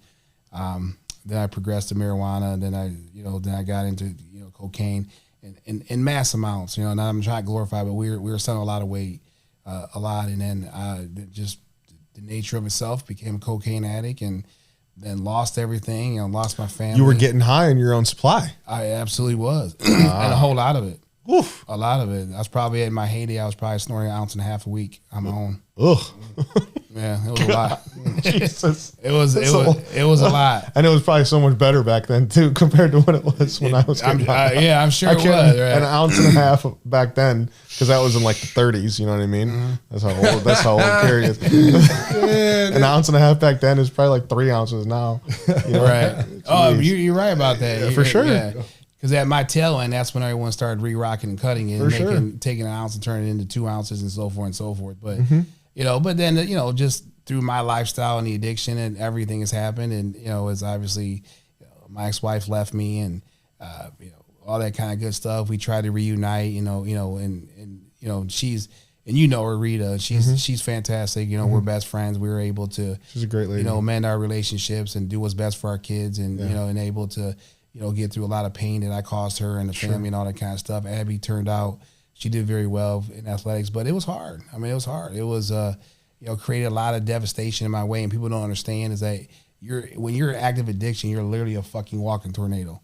Like, everything that you're doing is you're just destroying everything around you, right? And you don't even see it. You don't even see it, you know? And it's just, it's, yeah. So, I mean, basically in a nutshell, that's kind of where I was. And then, you know, about age 26, 27, I started changing my life, and, you know, got into this line of work around age 28, somewhere around there. And then I really never looked back. I mean, it was kind of like weird. Like, I've always aspired to be a pro football player, or do, you know, stuff like that and all that kind of stuff. But man, when I got into this line of work, man, I just said to myself, this is what I want to do. This is really what I want to do. And then even creating RFS, it was more along the lines of, what can I do different? Yeah. Like, I'm so tired of the old bland ass shit, right? Like, and I worked at 2 organizations, right? And it's not that they weren't doing good work. It was like, this ain't who I am. Like, where's the innovative approaches? Like, we have to do more. And I think that's where people with the addictive backgrounds, or the addiction, I should say, and everything else, is that's where they have a little bit more. They know what someone may need more of, right, than just the typical treatment. Because, again, going back to what I said, just treatment itself is not going to be the cure. It's just not. It's not. So you have to do so much more. It's honestly, I learned some things about you today, and it's our stories. Besides my good looks and my diet that doesn't look like I diet. Yeah, right. Dude. You looking good. I feel like that diet is still big. How old are you, Keary? 40. I'll be 49 this year. Come on, bro. If I'm that way, 49 in, bro. Look, I didn't know you were 49 for real. I thought that you were in your. Thought I was older because of the gray hair? I thought you were in your lower 40s for real. I really did, or maybe even. That's late really 30s. You look good. Well, man. first of all, I'm not 49. I'm going to be 49, so I'm still hanging on to 48. But I will be. I will still hanging on to it. I will. His be birthday's 49. tomorrow. He's still 48 though. Yeah, like 2 hours. He's still 48. Yeah. Our stories are strikingly similar. Yeah. I did not even know that. Like, my dad died at 14 when I was 14. I didn't sell drugs, but just how everything went. College athlete, and then got sober at 27. Like, it's literally the same, right? Pretty much story. Wanted to be a pro baseball player. Wanted to be pro baseball. Like, I mean, all that shit, dude. Tore up my ex-wife's Right. life and kids and all that stuff, and got sober and cleaned that up. And then when I got into the field, it was like, how do we can't just be another one. Something's got to change. I've been in those places. My experience was more of a patient around here and a client. Yours was as an employee in those places, but still recognizing the fact that it can be done. I don't want to say better because it makes it look like they're not doing good work, which they are, but just do it different and just do it different with more passion. Just a different service model. It doesn't mean ours is right. It doesn't mean it's wrong. Right. It doesn't mean that every organization who's doing the same work that we're doing, that they're doing bad work. It doesn't mean any of that. This is our service model. Right. And my service model is, how can we be innovative? How can we be unique? Yep. You know, I've always looked at it from this standpoint. Burger King, Wendy's, and McDonald's also hamburgers and French fries. What makes you different? Yep. So you gotta look at what's going to separate me from the herd. What's going to make me different? Why do someone's go to McDonald's instead of Wendy's? Right. I got 7-ounce patties with juice. Boy. With the juice. Right. What is going to separate you? Exactly. Yeah. So that's always the approach that I've taken. I mean, it's just, like I said, it's worked, but man, I'm telling you, it's like I said, it's been a journey.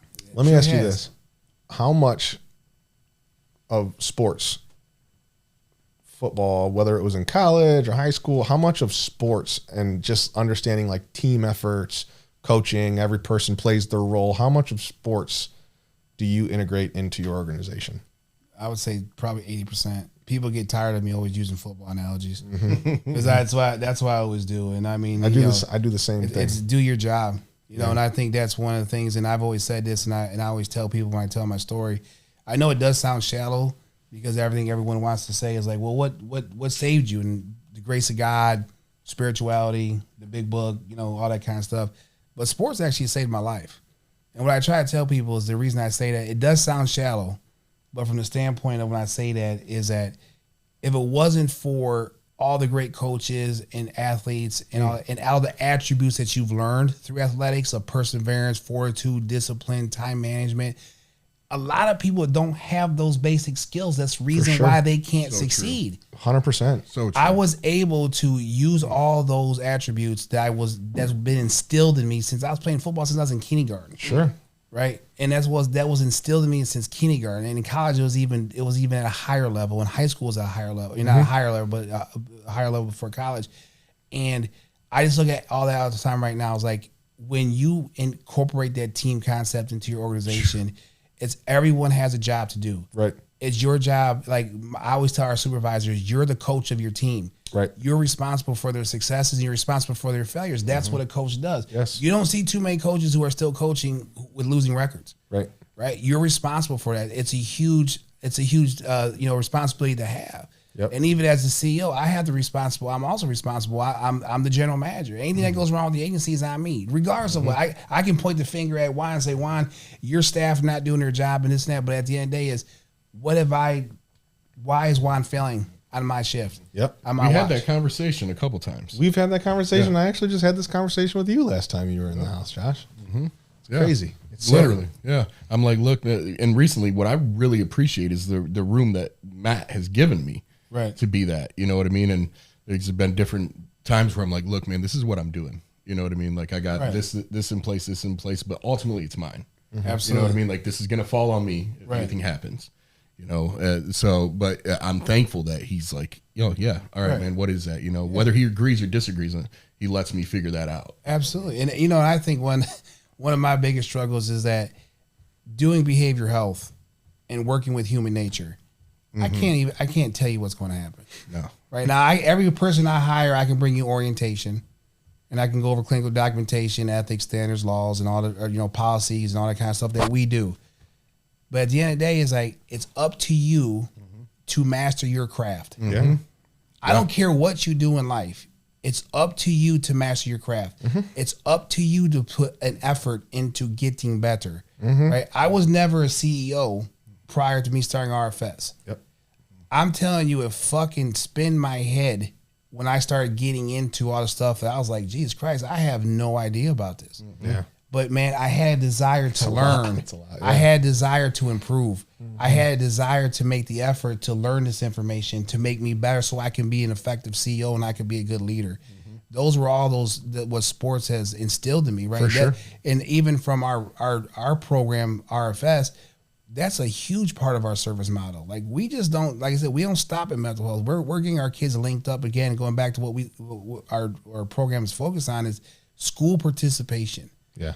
We want kids to participate fully in school via mental health. Yeah. Like, we want our kids to be engaged, right? And we want to see our kids involved with athletics. We want to see our kids involved with band, drama clubs, all that kind of stuff, because it just surrounds you with more people. It just helps you out. Sets you up. Absolutely. Sets you up to have more success in life. I think that's why I asked that question. It was sort of a rhetorical question, and I knew that you do that in your organization. But I think that, and that's why, like, a lot of companies out there, like Enterprise, for example, loves to hire NCAA college athletes, because when you've been around that for a certain amount of time and at that level, once you get to like college level of any sport, I don't care if it's swimming and diving, there's another level of like discipline and mental fortitude that I think that goes a long way. Everything that we do, dude, it's like, you look at strategic planning, that's 2-a-days. You know what I mean? Like, we're just getting ready. We're really getting ready for stuff. We win or lose a game. We watch films on Saturday, dude. That's QA. Yeah. That's your performance improvement. Yeah. Like that's everything. And you look at that kind of stuff and you just figure out, what did I do good? How can I make sure that stays that way, or make it more? Right. Or what do we do bad, and how can we improve that? And thinking about long term, because that's, seriously, it's like, do stuff in sports, and it's we're not going to yield those results right now this Friday. Right. The goal is the championship at the end of the season, or maybe in game 7, we're going to figure out whatever that play is that we've been working on for a long time. Absolutely. But, I love that. I love doing that and being able to take like things that I learned from coaches or certain mentors or teachers or anything like that from different levels of my life, and trying to incorporate it into the company. Do your job, man. That's it, man. Do your job. To it. And everybody's job is so important. Like, oh God, it's so, the warm up catcher, right? Absolutely. Like the warm up catcher, that's catching pitches for the starting pitcher. Like, that guy never gets any attention. Right. The warm up catcher, right? But if he wasn't doing his thing, the pitcher wouldn't he wouldn't come out and be throwing 98-mile-an-hour fastballs. It's like, and there's so many people in our space specifically. I mean, God, I think about, and I catch myself saying this all the time, like, arguably the most important position within our company. And then I'll go to arguably the most important. There's so many positions that are arguably the most important position within our company, all over the place, because they're all so important. They are important. They really are. We take the approach at RFS, and I always tell, this is a marriage. Right. And at the end of the day, our biggest asset is our employees, because they're out there doing the work, and they do a great job of doing that. But at the end of the day, is that it's a marriage because they also need the administration to be able to, make sure that they're given all the resources they can to do their job. And I think one of the biggest, I guess disappointments, I don't want to say disappointments, but I guess my frustration is that when we talk about this is that we're obviously being in behavioral health for as long as I have, I've seen the switch, the pendulum swing, so to speak. And when I say that is that the one thing I always tell our staff is that as long as you're focused on what you're supposed to be doing, which is helping the clients, we're going to do everything we can from our end to make sure you're successful. But man, so many people allow that water to seep into the canoe and drag them down. And then what that does, it affects the client care.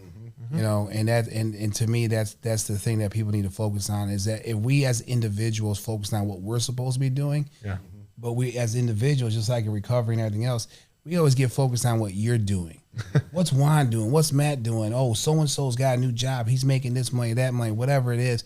Then all of a sudden that water starts pouring in the canoe and brings us down. Yep. Well, as leadership too, I think about it like what you're saying, like what resources do I have to offer the person that's in leadership?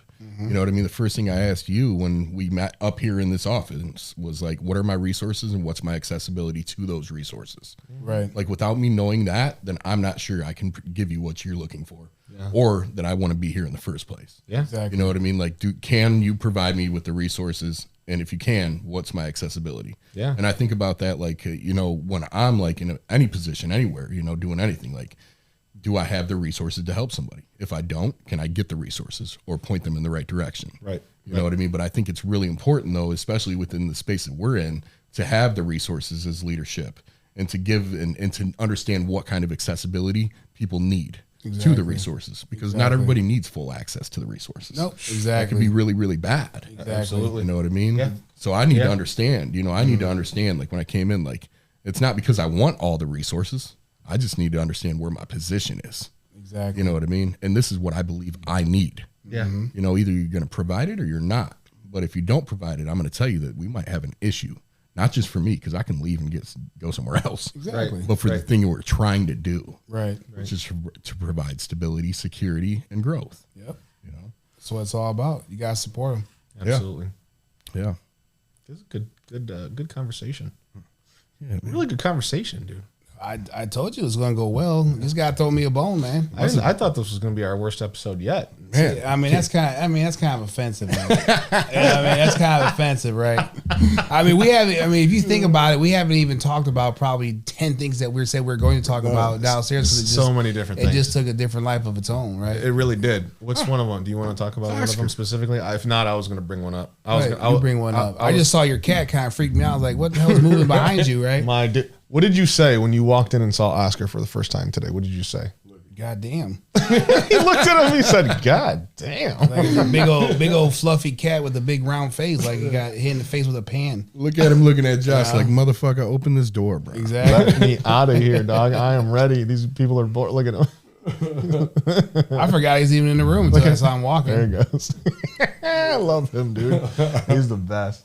Better watch it, dude. Oscar will sick your ass. I'll put him on you. What do you think? What's the worst part about what you do? I mean, I know it's hard. I don't want to say there's bad parts about what we do, but I would be lying if I didn't say that it didn't get ugly sometimes. What's your least favorite? Let's phrase it that way. What's your least favorite part of the behavioral health space and being a CEO of a behavioral health agency that is doing big stuff? I think the worst part by far that I hate is losing kids to suicide. And we lose, one's more than too many. Yeah. But, depending on, sometimes the numbers get a little too high for me, even if it's one or two. Yeah. The last 3 years is that I can't tell you how many clients. We've had at least 3 to 4 clients that were murdered, through gun violence, dealing with the families, watching people bury their kids. And then also is just with, kids not just having the basic necessities, kids, kindergarten, first graders walking to school in the midwinter with a hoodie. Yeah. No hat, no gloves. Just seeing, as we talked about before, was just, not being, and that's why I try to do so much to provide those things. But that's by far the worst part of my job is seeing these kids who are basically set up to fail, you know, from day one. And it's not, and I don't look at it as I'm pointing the finger at the parent, because again, we're dealing with generational environmental factors. Sure. And it's just a trickle down effect absolutely to the families, and that just trickles down to the kids. The worst part about my job is that I really hate the ugliness of the business. Mm-hmm. One thing that I've seen as being a CEO, we talked about a lot here already, is just that, just the negativity.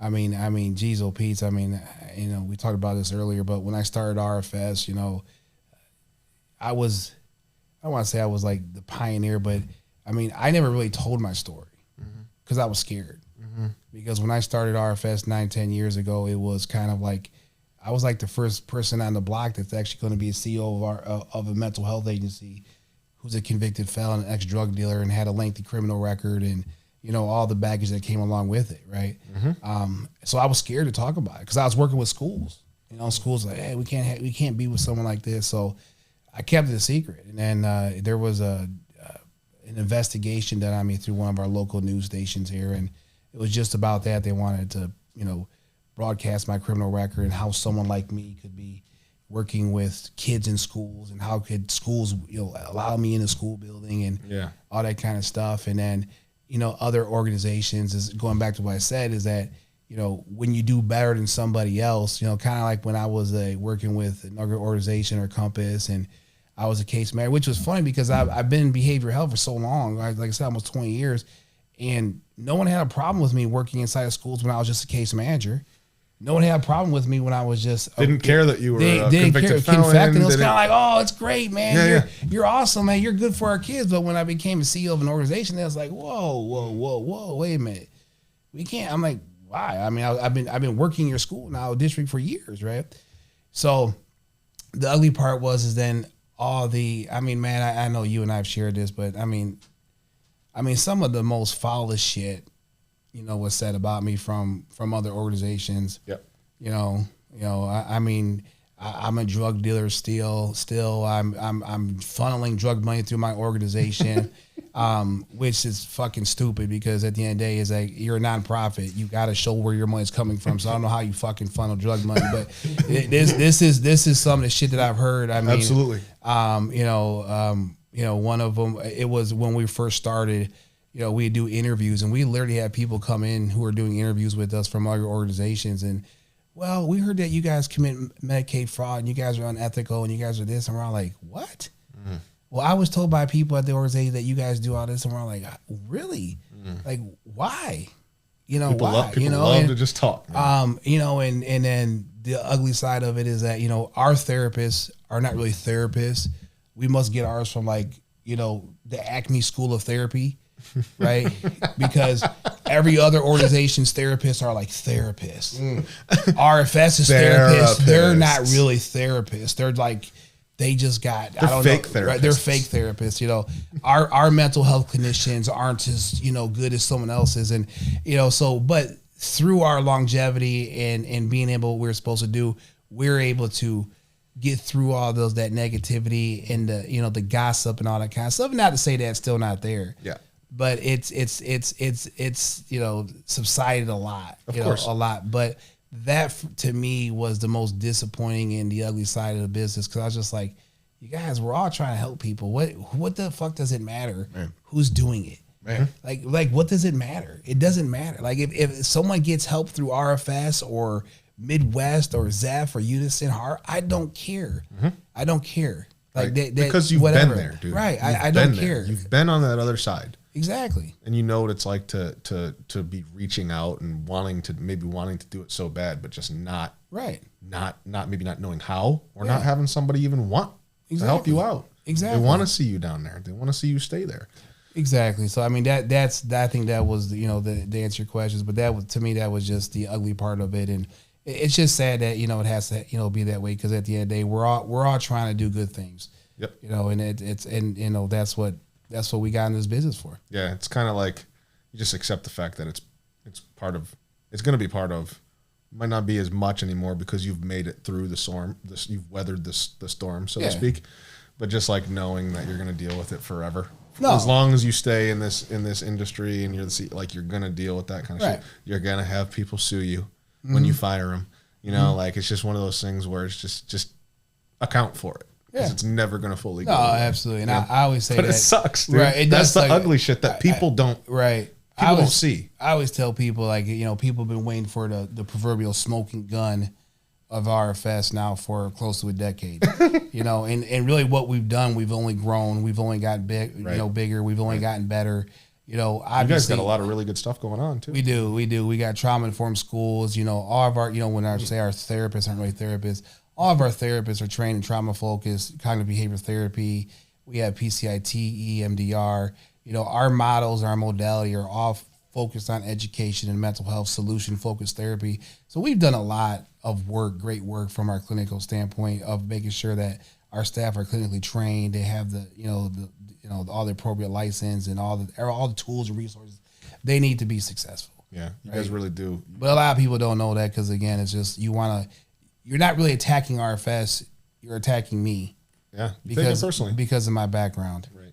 And you know, and going back to what we said, you know, if you want what I have, then do what I do. Mm-hmm. But it's so easy to be the backseat quarterback or the parent in the stands that says, "Oh my God, this coaching staff sucks." Right?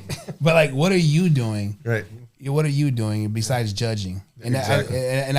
I know you have a similar story too. I mean, you've gone through it as well. It was like, you know, everyone wants to question, you know, when you were out there busting your ass with team recovery and you guys were out there and protesting and creating, you know, not protesting, but, you know, doing your rallies about heroin, all that kind of stuff. Everyone loved it. Yeah. But man, when you started your own shit, it was like, when it became, wait a minute. Oh, no. You can't do that. Right. Now you can't do that. And that is truly the ugly part of this business. It really is. And I remember seeing you though because I hadn't seen you. It was Spring Meadows at Springfield High School at like a dart symposium, opioid symposium or something like that. But the last time I had seen you was probably 10 years prior at Compass. Exactly. And I saw you. You don't forget a guy like Keary. You know what I mean? Tall, strapping lad like that. Right, you know good looking. Like, yeah, charismatic, funny. 100%. You don't forget that. Right. You don't forget Very that. skilled. Just keep going, dude. Bilingual. Bilingual. I just threw that shit in there. It sounded good. Like, I speak 9 languages. So I was gonna say, I speak 9 languages. Right. No, that's the first thing from the truth. But anyway. I remember talking to you that we let Matt Keary. Right. And it was just cool because I had no clue. I didn't know that RFS was a thing. Mm-hmm. But you were supportive from the very beginning, dude. Right. From the very beginning. How can I help? Right. And that was early. I don't even think we had received our 501c3 yet. Right. And you were like, let me know what you need. Exactly. You need to have an event at our thing. We did our Christmas. Yep. We did. Our Christmas for kids there at your space. I mean, like, people didn't just offer that kind of stuff up. You know, it was just nothing but support. And I appreciate that kind of stuff, dude. That's you a real one. But don't we? Yeah. But don't we have an obligation? We do. Don't we have an obligation as people or just people to help others out? Like at the end of the day, is that, you know, we want people to be successful. Mm-hmm. So why would I not want, you know, someone else that could bring a new idea in that could help people recover their lives? Yeah, it's a great question. It's just selfish. But how many agencies are in Toledo? I mean, I lost track probably at like 40, 38. I don't know. Somewhere it's ridiculous. And how many of them reached out to Team Recovery at the beginning and said, "How can we help you?" No, none. So we do. We're obligated to this. It's our responsibility. I believe that, like, when we have this in front of us, it's our duty to not only do this for who we're currently doing it for, but for anybody else that needs it. Show them the way. Right. Show them the way. We need more. Right. I shouldn't say we need more. We need better. We need quality. Right. Right. So if something we're doing is working, let's show other people how to do that. Right. Well, I mean, and even with RFS though, I mean, we have such a niche specialization as of, again, school-based in mental health, is that a lot of people don't even know who RFS is. Mm-hmm. A lot of people don't realize that we're like I said, we're the largest school-based provider, not just in Toledo, but Northwest Ohio. Man. Right. We service through 3,000 kids a year. People need to know that. And people don't realize that because we're not Because let's just be honest, the people that get the notoriety are the SUD clinics and all that kind of stuff. And not that we do it for notoriety, but my goal was never to be a household name. Right. I want to be known for the service that we provide. Right. And the lives that we're trying to change and help what we're saving more than I care about RFS. And I mean that's neither here or there to me. Like I know what we have and that's what we do, right? For sure. But I think other organizations just don't focus on that. Again, the quality of care has to be there, right? Not just servicing people. The quality of care has to be there. Yep. We have an obligation, a commitment to help the people in our communities to make sure that they get turned around and get the help they need. Yep. Yeah. So that should always be the focus. 100%. I have some ideas. I'm thinking right now, and I'm gonna write. Well, I'm gonna write some notes down, and we're gonna. But I'm got some work to do. You had the same situation, right? I mean, you absolutely do. And I said again, that's just my frustration. I mean, again, when you have people walking to your office for interviews who are accusing you of committing Medicaid fraud and being unethical and everything else, and they're telling us, like, where did you hear that from? Like, oh, my current employer. Mm-hmm. I'm like, how? And why? Like, why would anyone do that? Why would you do that? And tell me how do you know that? Right. Tell me how you know that for real. Right. That's just crazy. Yeah, but it's rumors is what it is. It's rumors, but it's gossip. It's human nature that people would rather follow the nature than actually, because it's fucking public information. You can call the attorney general and ask like who's being investigated. You can find out, right? Right. So I mean, it's not secret, but some people are just too stupid to understand that, right? And it's just foul. Mm-hmm. I mean, it's just foul because that's not anything that who we are, what we're about. Right. But it's just foul that other organizations would do that, right? And there's always going to be the competition, I guess. And I don't like to use that word when it comes to behavioral health because it is. Like we're not on a football field trying to compete for who's going to save lives, right? Like who's going to do that, right? Man, but it's just weird when you use that word. But it's competition, it is, right? But it doesn't mean it has to get to that point. Right. It doesn't need to get ugly. It don't need to get ugly. We can all still work together. It's right. Exactly. We can all still work together. We can all still have our own things. We can all still do well. It doesn't need to get to that point where we're. But right there, you just said the key word though. I mean, that's the one thing that I think that we lack is that we lack the willingness as organizations in Toledo because I think it's because Toledo's so small and it's such a niche market, it's such a saturated market that people are always trying to protect their clientele because they don't want to work with others. Right. And at the end of the day is that why wouldn't I want additional supports for our clients? For real. Why wouldn't I want that? Right. And by ethics, we're obligated to do what's best for the clients. Right.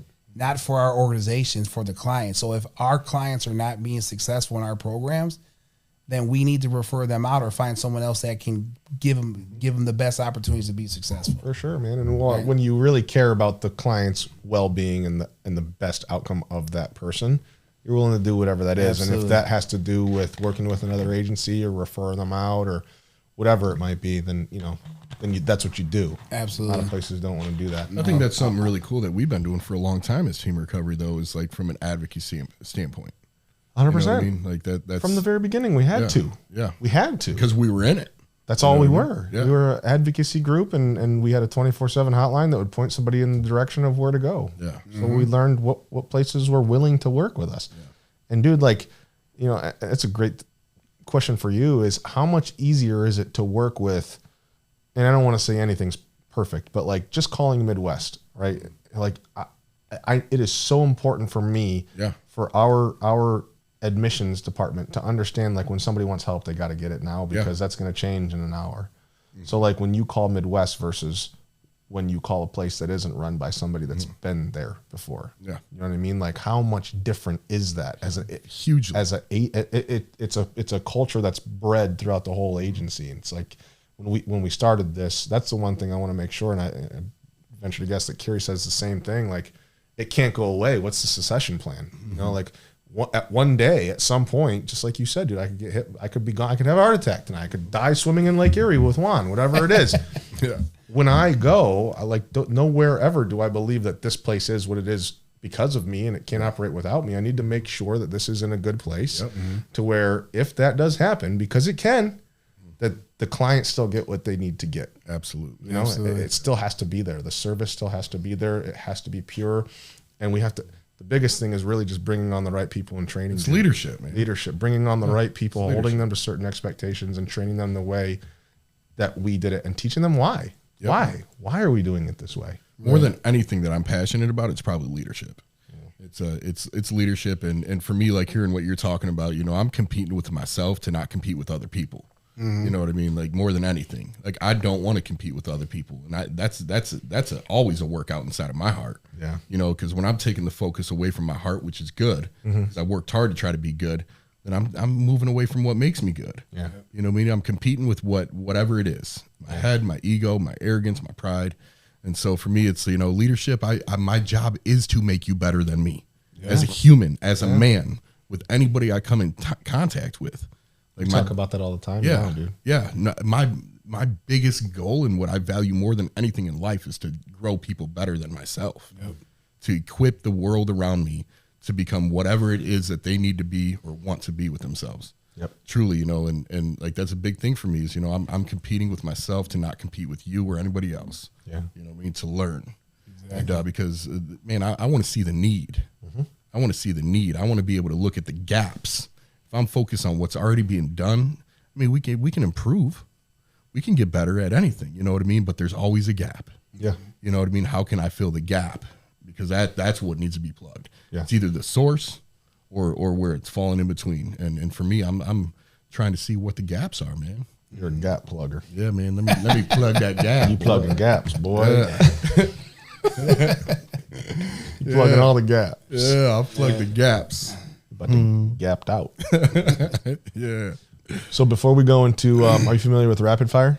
Pew pew. Have you watched Rapid Fire? Have you watched? I have not, but I think I've seen Rapid Fire in other shows. All right, we're gonna go to Rapid Fire here momentarily, but before I do that, I got some questions for Scott too. I thought Scott was gonna be here, but that's okay. I'm just gonna ask you all the questions. Okay. Before I go into Rapid Fire, which is the last segment of the show, what would you say to the kid out there? Right, might be in treatment, might not be addicted to anything yet, but young man, young woman, struggling, maybe got into some trouble, doesn't have any leadership, doesn't have any parental guidance, maybe, I don't know, brother or sister is getting into some sort of lifestyle that is leading him down the wrong path. For some reason, thinks that he can't come back and get out of that lifestyle, find that new identity, live a quote-unquote normal life without being something that he or she thinks she needs to be. That's the wrong thing. Like, what would you say to that person from someone that has been there, completely done life wrong, for a lack of better terms, and change it around to really be an upstanding citizen, an amazing guy, a guy that does what he says he's going to do, a leader, and a CEO of a large organization? What would you say to those kids out there? I think the first thing I would tell people is that you're an addict way before you pick up the drug. I mean, I grew up in the North End, you know, football, weightlifter, all tough guy, whatever, and I was an addict because I had an addictive mind. So young people need to realize that, right? Is look at those cues and look at, you know, being obsessive or, you know, codependent and things of this nature. But for someone in that situation, I would definitely say is that it's difficult, but going back to leadership, you got to be a leader. Don't be a follower, right? Yeah. Understand that, yes, your life may not be working out the way that you want it to. This is just a small part of your life. And that's the beautiful thing about working with kids. That the great thing about working with kids is that, you know, from 0 to 18, I always do a little scale. 0 to 18, this is your life. 18 to when you end this world, this is your life. Yeah. How do you want to spend this part of your life? Huge part. Why the fuck are you so worried about this part of your life? Yeah. But I get it, because that's their life now. Correct. So really getting people to understand that everything, you know, one of the biggest things that we deal with our kids is that, you know, they're in the now, which they should be. Yeah. Right. But it's, I hate my school. People pick on me. They don't understand me. They, you know, so forth and so forth. Or, you know, they may have a different sexuality or different religion. And I always tell people, like, you guys, this is just a small part of your life. Yeah. When you leave this school, you're going to be in a big world with people who think like you, who look like you, who want to be like you, and you're going to find your niche. You're going to find your group. You'll find it. It's You temporary. you got to give it that process. You really got to. You kids really got to give that process, but it's difficult. Yeah. That's why services and mentorship and our programs are so important with young people. But, you know, again, follow the process, stay the course. Beautiful. It's hard, but stay the course, because eventually when we get into the big world, just like with all of us, we found our niche. Yeah. We found where we're comfortable with. So, and the great thing about not being in high school or school no more, you don't have to be around the asshole you don't like. Yeah. Right? You get, as an adult, you actually get to pick and choose who you want to associate with. Absolutely. And that's why I always try to focus on kids. It's like, just weather the storm, hang on, hold on, do what you need to do, and then the world will open up to you, and you'll find where you fit in. So true, man. Damn. God. It's hard, man. It's hard. Some fire right there, man. That's some words to live by. The whole world would be a better place. Listen, we got to get this out there, man. We could change the world. Keary Sarabia could change the world. Should I write a book? Write a book, Yeah. bro. I probably would write like one paragraph and I'm like, okay, I'm done. I wouldn't buy it, but I would like steal it from the library. You know what I mean? And then I'd steal it from him. I definitely wouldn't buy it or go to the library for it, but I'll steal it from him if it's on his desk. Defeat the purpose of writing a book, right? Defeat the purpose of writing a book. So, Somebody will buy it. Right. That's amazing stuff. All right, we're gonna go into rapid fire. So let's All get right. let's get our music going. Is this Pew pew. you like this music? Sounds good. Like it's just that 50s, 60s jazz. Definitely not. I definitely not. He's like not even close. Definitely Dude. not. So rapid fire. I ask you a question. You give me the first answer that comes to mind. Okay. Don't even think about it. Just whatever comes to mind, just let it out. Okay. All right. So we got, I don't know, a dozen or so questions. Turn this down a little bit. All right. Keary Sarabia, what is your spirit animal? A lion. There it is. Of course it is. Hold on, let me see it. Let me look into the camera and give you a. I'm not gonna give you R, but I'll give you R. I'll give you a growl. I'm not gonna do R, right? Come on, let me And see even it. though I just did it, I'm not R, right? So good.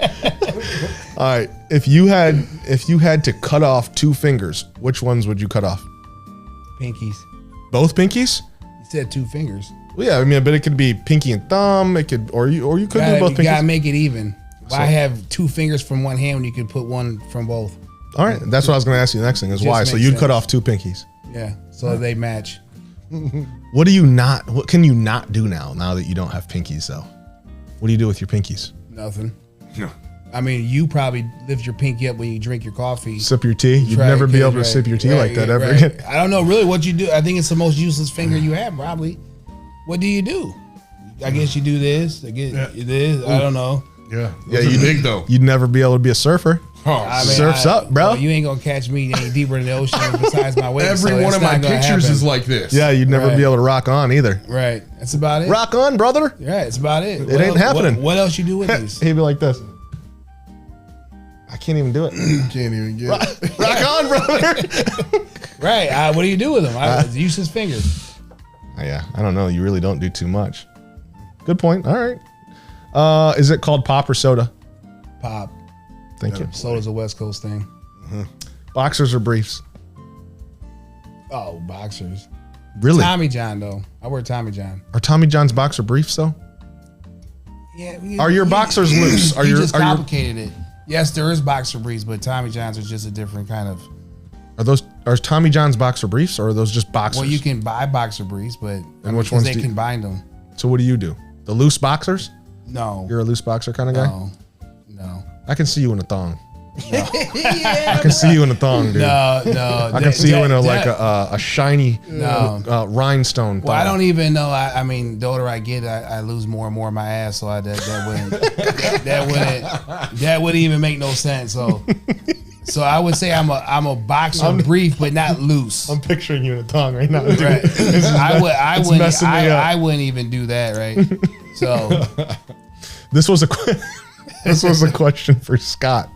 This is such a good question for Scott, but you're gonna answer it now. If you had to fight a bear or a mountain lion, which one would you pick? So good for Scott. I mean, first of all, for people who don't know who Scott is, Scott's my chief operating officer who came from IBM, who's spent 2 decades in predictive analytics. Yeah. So that question right there would fucking probably give you an answer that you would most people listening would probably like, what the fuck did he come up with an answer for? Because that's what I say to him when he gives me answers. Like, why'd you think that? Yeah. So knowing him, he'd probably thoroughly think it through and he'd go through what a bear could do and a lion. Mm-hmm. I'm going to say if he'd probably go for the grizzly. Really? over a mountain lion. Yeah, because he'd probably say something about the grizzly's slow and it's methodical and he can probably maneuver and all that kind of stuff. Whereas the lion is a lot more limber and Man, one swipe from a grizzly though, you're done. Yeah, but I mean, also he's from Canada too, so he probably has a lot of history working with grizzly. He knows he knows a move. Right. He knows how to not. I remember him telling me how you don't hang fish and all this kind of stuff because it brings him. Yeah. So yeah, he knows. He probably would know. He could outsmart it. Yeah. He could probably make a noise and confuse. Or the if bear. he couldn't, or at least he think he would. Or he could. He'd be like. Like, why aren't you laying down? Exactly. Like I read in a book that noise is supposed to make you fall asleep. Or he knows the statistics. Yeah. What are the odds? Right. The best thing to do is punch it in its left lung. That's your best chance. Exactly. So that'd be a loaded question for him though. But that's the answer I'm assuming he would take. Scott, I like Scott a lot, dude. Scott's a really good guy. I wish he was here. Spray or stick deodorant? Stick. What scent? What's your go-to for deodorant? You gotta switch it up, man. Me too, man. You got just for some reason your armpits get used to something and then it doesn't work. And you gotta switch it up. So I go from Degree to Old Spice to Speed Stick to Dove. I don't use Dove. Women's Dove. No, I use a joint. I only use manly stuff because I'm a man. I use women's Dove, dude. I use women's Dove. Monica's every once in a while, and it works. I like it. Brings out the feminine side of me. You know what I mean? I'm sure it does. Yeah, when things are getting rough at work, I like to put on the women's Dove. Just be like, you know what? But I never tried women's deodorant. Maybe I'll try that. Give it a shot. You can. I'll give you some right now. No, I'm. You straight? You straight? He said, I'm good. Yeah, I'm good. Do you fold your toilet paper or ball it up? I fold. Thank Not you. like all fancy. No. But you ain't balling it up. No. So many people do that, dude. I've had people say they ball it up a lot. Improper training. That's what I would chalk it up to. Yeah, for 100%. Yeah, because it makes no sense. It makes absolutely no sense. It makes none. The moment I saw my son ball up toilet paper, I stopped everything he was doing. Yeah. I was like, you're not doing that. Yeah. You got to grow up. I don't understand how you even do that. You know, Oscar is getting down right now, bro. Come here, buddy. He's with it. Oh, I caught him. It was. You see that? That was a Interception, limber bro. catch. What? That was a limber catch. All right. I look like Dr. Evil, huh? Yeah. I'm gonna pet him with my pinkies. There's a thing you can do with your pinky, right? Exactly. What's your dream car? Not a big car guy. You don't care about cars? No. They all do the same thing. For sure. Get I you feel point it. A to point Z. Is cryptocurrency overrated or underrated? I don't know a whole lot about it, just but what I read, and I don't understand. I don't understand how you can have like imaginary currency. Right. So I don't understand. So it's something that me being an old guy, I would not want to do because I like tangible shit. You know, I want to be able to see money. Yeah. I don't want to just think like it's in space somewhere. Right. It's in a coin-based wallet. Right. I don't know what that is. So I don't want to even get into that, but hopefully for my lifetime, I don't have to deal with it. All right. I want you to look into the camera. Which one? There's like 9 of them. Your camera is this one here. Okay. That's facing you, and I want you to say, without saying it, with no words, you have no idea what you're talking about.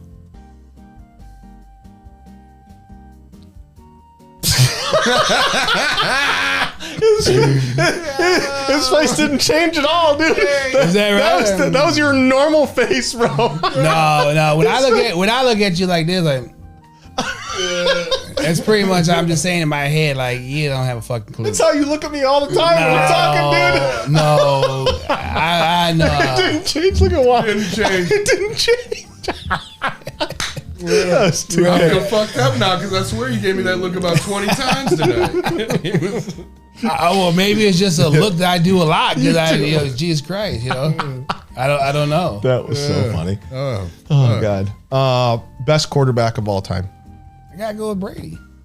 I mean, how can Solid. how can you not? You can't really argue with that. I mean, he's got the hardware, he's got the history, and I mean, how can you not? The numbers speak for themselves. Yeah. So it is what it is. What about best running back of all time? I'm gonna date myself. I mean, Barry Sanders, Billy Sims. I mean, you're gonna have to go back. I mean, when you look at best of all time, I'm looking at people who were game changers, independent game changers, not a part of a team. And not to say that's not important, but Barry Sanders was doing it with a pretty shitty team. Right. And tearing shit up. Man. I mean, there's not two people can say that, right? Yeah. I mean, and he was doing it well. So He was. yeah, but I'm sure Walter Payton. I mean, the list goes on and on. But those were the true. You know, I got Walter Payton right there. yeah. Those were the true trendsetters. For sure. Barry's legs were like Yukons, Yeah, like exactly. trailblazers. Exactly. Things were huge. Exactly. I mean, Bo Jackson. I mean, Bo? all of them. Herschel Walker. Yeah. I mean, these were people who were individual game changers. Yeah. I mean, you know, to be honest, when you look at running backs, the running back from Tennessee Titans, or Henry. He's amazing. I mean, He's an incredible running back. I mean, he's doing it by himself. I mean, like getting 200 yards rushing, unheard of. I remember the first time I watched him run, Big dude. I was like, dude, this guy is going to be something. This guy's he's Alabama. special. You could see. I remember the first time watching him, I was blown away. Man, 6'4", this 240 guy's- as a running back, ridiculous, It's insane. ridiculous. Absolutely insane. What about Emmitt Smith? Come on. I mean, but look at the team he had around him. I mean, you had Nate Allen, you had. That's like saying you're not good because you got a great team. You got a great clinical director. You got a great COO. I mean, but I mean that is true. But I mean, you still have to look. I mean, you surround yourself with people that can to make you look good. I mean, it's just a fact. But I mean, he had a lot of great people around him. I mean, he did. I think he three, did. I think 3 All-Pro offensive linemen. Oh, I mean, that offensive lineman that he had Troy Aikman. I mean, when you prepared for the Cowboys, you couldn't cheat. Right. Because if you cheated, they could burn you passing with Michael Irving. Yeah, with Irvin, yeah. I mean, come on. I mean, Yeah. they played a balanced defense every game, which allowed him to, and not to say he's not a great running back. Yeah. He had a lot of great talent around that, which contributed to that success. Absolutely. No doubt. All right. Fair. That's the end of the show, man. Pew. That was solid. We planned on talking for an hour. It's been 2 hours. Is it really? Yeah. Dude, what You time guys is it? do real. It's almost 11:45. midnight. Like, first of all, I'm gonna have to call home. Yeah. Because I can tell you, I haven't been out at midnight, Man, even on the weekends. I got to fart. Out of nowhere. I gotta call home. I gotta. you fart. got. I'm like, You've been holy holding it. shit. You've been holding it in 11:46, for 2 hours. Right, you guys were worried about this was going to be a boring, only like 45 No, minutes. I knew I it could was do gonna- this another 3 hours. I love I this could shit. do it. It goes fast, but I knew that this was gonna be a good one. For real. Yeah, I mean, when you're passionate about what you do, it is what it is, man. You was. could just talk about it. But I thought it was good. I appreciate the opportunity for you having me on your show, and always good meeting with Juan. I appreciate what you guys do and what you guys have done for my family and all the help that you guys give me with our son. And I know Rita, his mom, appreciates it, and giving me an opportunity to talk about RFS and about myself. And like I said, today was, I don't want to say a milestone, but again, I don't really tell my story. Yeah, Kind of what we talked about. So Yeah. it's good. It's actually good to talk about it for sure. and talk about some stuff that we do. So I appreciate you guys having me on. It's always a good time. Listen, I appreciate you taking the time. I know that you're typically in bed by probably 10 o'clock. 6 o'clock. 9:30. 6 o'clock, 9:30, something. 9:30, right? So, even to stay out and come out and come to my home and spend time with us. on a Tuesday evening. Yeah. We're not talking a week. After Yeah. the grilled chicken. Right. Yeah, we got to get up and do shit. And I gotta be up like at 6:30 in the morning. I got a meeting at 8, and Yep. I'm here in Matt too. Bell's fucking house and podcast and looking at his cat My beautiful at cat. midnight. I'll be a half mile into Lake Erie. And now that your poor dude over here, look, he's like, God damn, will you guys shut up? I'm tired of this. He's got his glasses off. He's got Josh ready to his go. eyes are red. He is. I love Josh. He's such a good guy, the man. best. Right. So I appreciate you guys' time, man. No, man, thank you for coming. It's been an honor. Seriously, it's been a great show. I think that there's no doubt that that it's someone's going to relate to the story. We have a huge following of people that are like us, Right. and not only that, but to really talk about services in Toledo. Right. This is our city, man. This is where we're from. Absolutely. This is where we're doing work. We take a lot of pride in it. So to talk about the pros, the cons, the good, the bad, and just humanize it a little bit, That's right. like There you you said.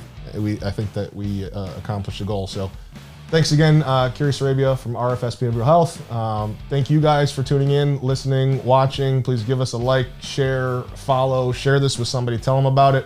Let's get the word out about RFS and the good things that they're doing in the community.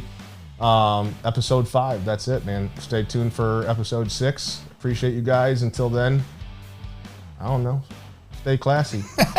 stay classy. You know what I'm saying? Give us a call. Anything. You know, the biggest thing that we want to make sure that everyone knows that's following us is if you need anything, any time of day. I don't care if it's for kids, adults, support, treatment center resources, whatever. Give us a call 419-561-LIFE. Thank you. Have a good night.